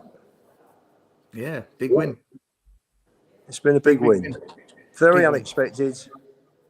And, and it gives us a glimmer of hope for the second leg. Come on, you Spurs. Fingers crossed for the second leg in 4 weeks' time. Matt, thanks for coming on. You need to come on a lot more. What's your final words? Pleased with the result. I've got to be honest. I was dreading today. I thought we could have been on the end of something really nasty today. But yeah, buzzing with the result. And there's a lot of this. This better than anyone. Still, there's this Anjo. If you celebrate, you've got the club you deserve. If you criticize it, you tax it. I just wish we could all meet somewhere in the middle and let's celebrate and critique in the same energy. So, guys, ladies, anyone in the chat, just enjoy the win. And tomorrow's another day. Yeah. Come on, you Spurs. Positive energy from Matthew. Tez, Lim, when are you next on? What's going on with the channel? North London Narratives. You know what? So I did something crazy. I deleted my channel and I started again. My brother thought I was absolutely mad because I had about 300 plus subscribers. And then since then, I've been taking courses because I just graduated last month from uni. So I've been taking, thank you very much. I just graduated from uni. So I'm trying to take courses to upskill because there's this whole service thing that we do here in Nigeria. So before doing my service to the country, I want to learn a couple things. So that's what I'm doing now. So I haven't really had time for the channel, but eventually, God willing, this year is me and my channel. Amen. So yeah. Well, God bless to your channel, man. I hope you get what you Amen. If you need help, reach out to us, yeah? Teslim? Told you. All right. I will. Reach out. I will. Thank you. Yeah, don't be shy to do that. Box office, any truth bombs landing tonight or tomorrow? Tonight I'm going straight to bed. It was a good win. Matt, unfortunately, mate, you got to keep on dreaming if you think this fan base is going to be all together.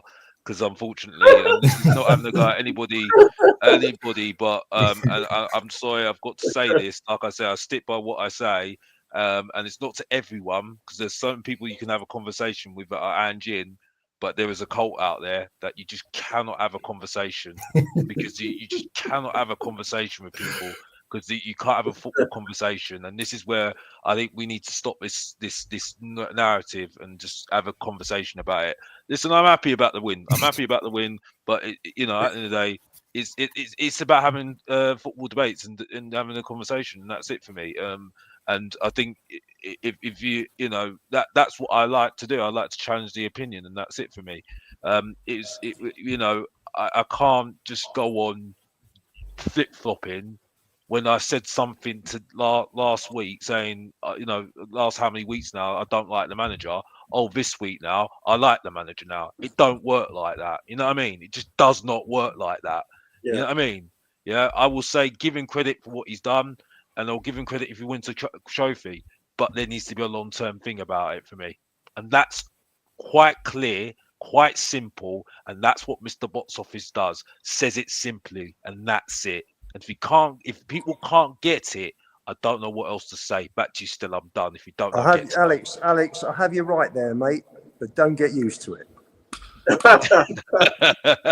He's catching me. He's getting used to me. I get that. Good, mate. And finally, the Spurs Dan list. When you next on, brother? What shows you got lined up? We're going with Friday, we're going live, aren't we? Stell, you're jumping on, aren't you? Oh yeah, Friday. Yeah, I'll be there. It's going to be a big Ange show. Like he's been here now, 18 months? Is that right? Joined in July the 1st. August, September, October, November, December, January 6th. Yeah, 18 months, yeah. Okay, so yeah. We're going to be discussing Ange a lot of different areas from anything from his style of play, his man management, his transfers, results, and we're going to give him a bit of a score in these areas. So yeah, that's the plan on Friday. Dan, that's going to be a very sad show. No, that's going to be a very sad show. Do you know the reason why we're doing it? Do you know the reason why I'm doing it? It's because I just hear so much rubbish about, we must get behind Ange, and I don't understand. That's why I'm saying we're gonna break it down. We're gonna break it down. We're really gonna have a deep dive into it, and yeah. That's why I'm saying it's a cult. That's why I say it's a cult. That's exactly why you say it's a cult, because you can't have a conversation with people. And again, this is not to everyone. It's definitely not to Ariane. I'm sorry, because whether you agree with him or disagree with him, he turns up. So I'm not having a go at him. There's certain people out there but when you trying to have a conversation, it's like you're shut down so many times, and you can't have a conversation about it. It's just I don't really understand it. You know what I mean? But I like to talk about football for me, so that's the reason why I say what I say.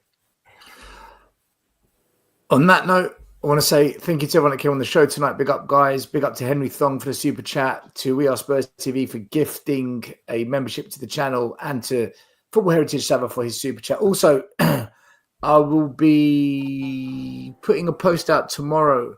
Big announcement coming soon for the channel. I'm not going to let you know any more than that, but it's a game changer, and I can't wait. It's a new show that I'll be doing. I think you're going to love it. So, I left you a message on WhatsApp on the group. I'll read it. Okay. I'll have a read now. Right. I'll have a read now. Send it to me privately, because sometimes I can't. That group, there's about 50 people all going nuts. I can't catch everything that's being said. Private message me. But thanks anyway, guys. Smash like, subscribe, hit notification bell so you know the next time we're on. Big up to all the guys on the show. Make sure you sign to North London Narratives, Mr. Box Office TV, Dan Spurs, and we'll see you tomorrow. I would love to invite him. I'm going to send him an invite, just because I've been going back. It's been civil. I've been going back and forth with Simon Yemanan. I'm going to try and bring him on the channel. If you get him on, I must be there. I'd love to be on with him as well. I must be there. Yes. He is deputy head of the Ange cult. The deputy head of the Ange cult. He is the high priest. He's just below Archbishop of the cult. He is like the king. Do you know what? I always challenge him on Twitter. He never comes back, ever. Well, never comes back.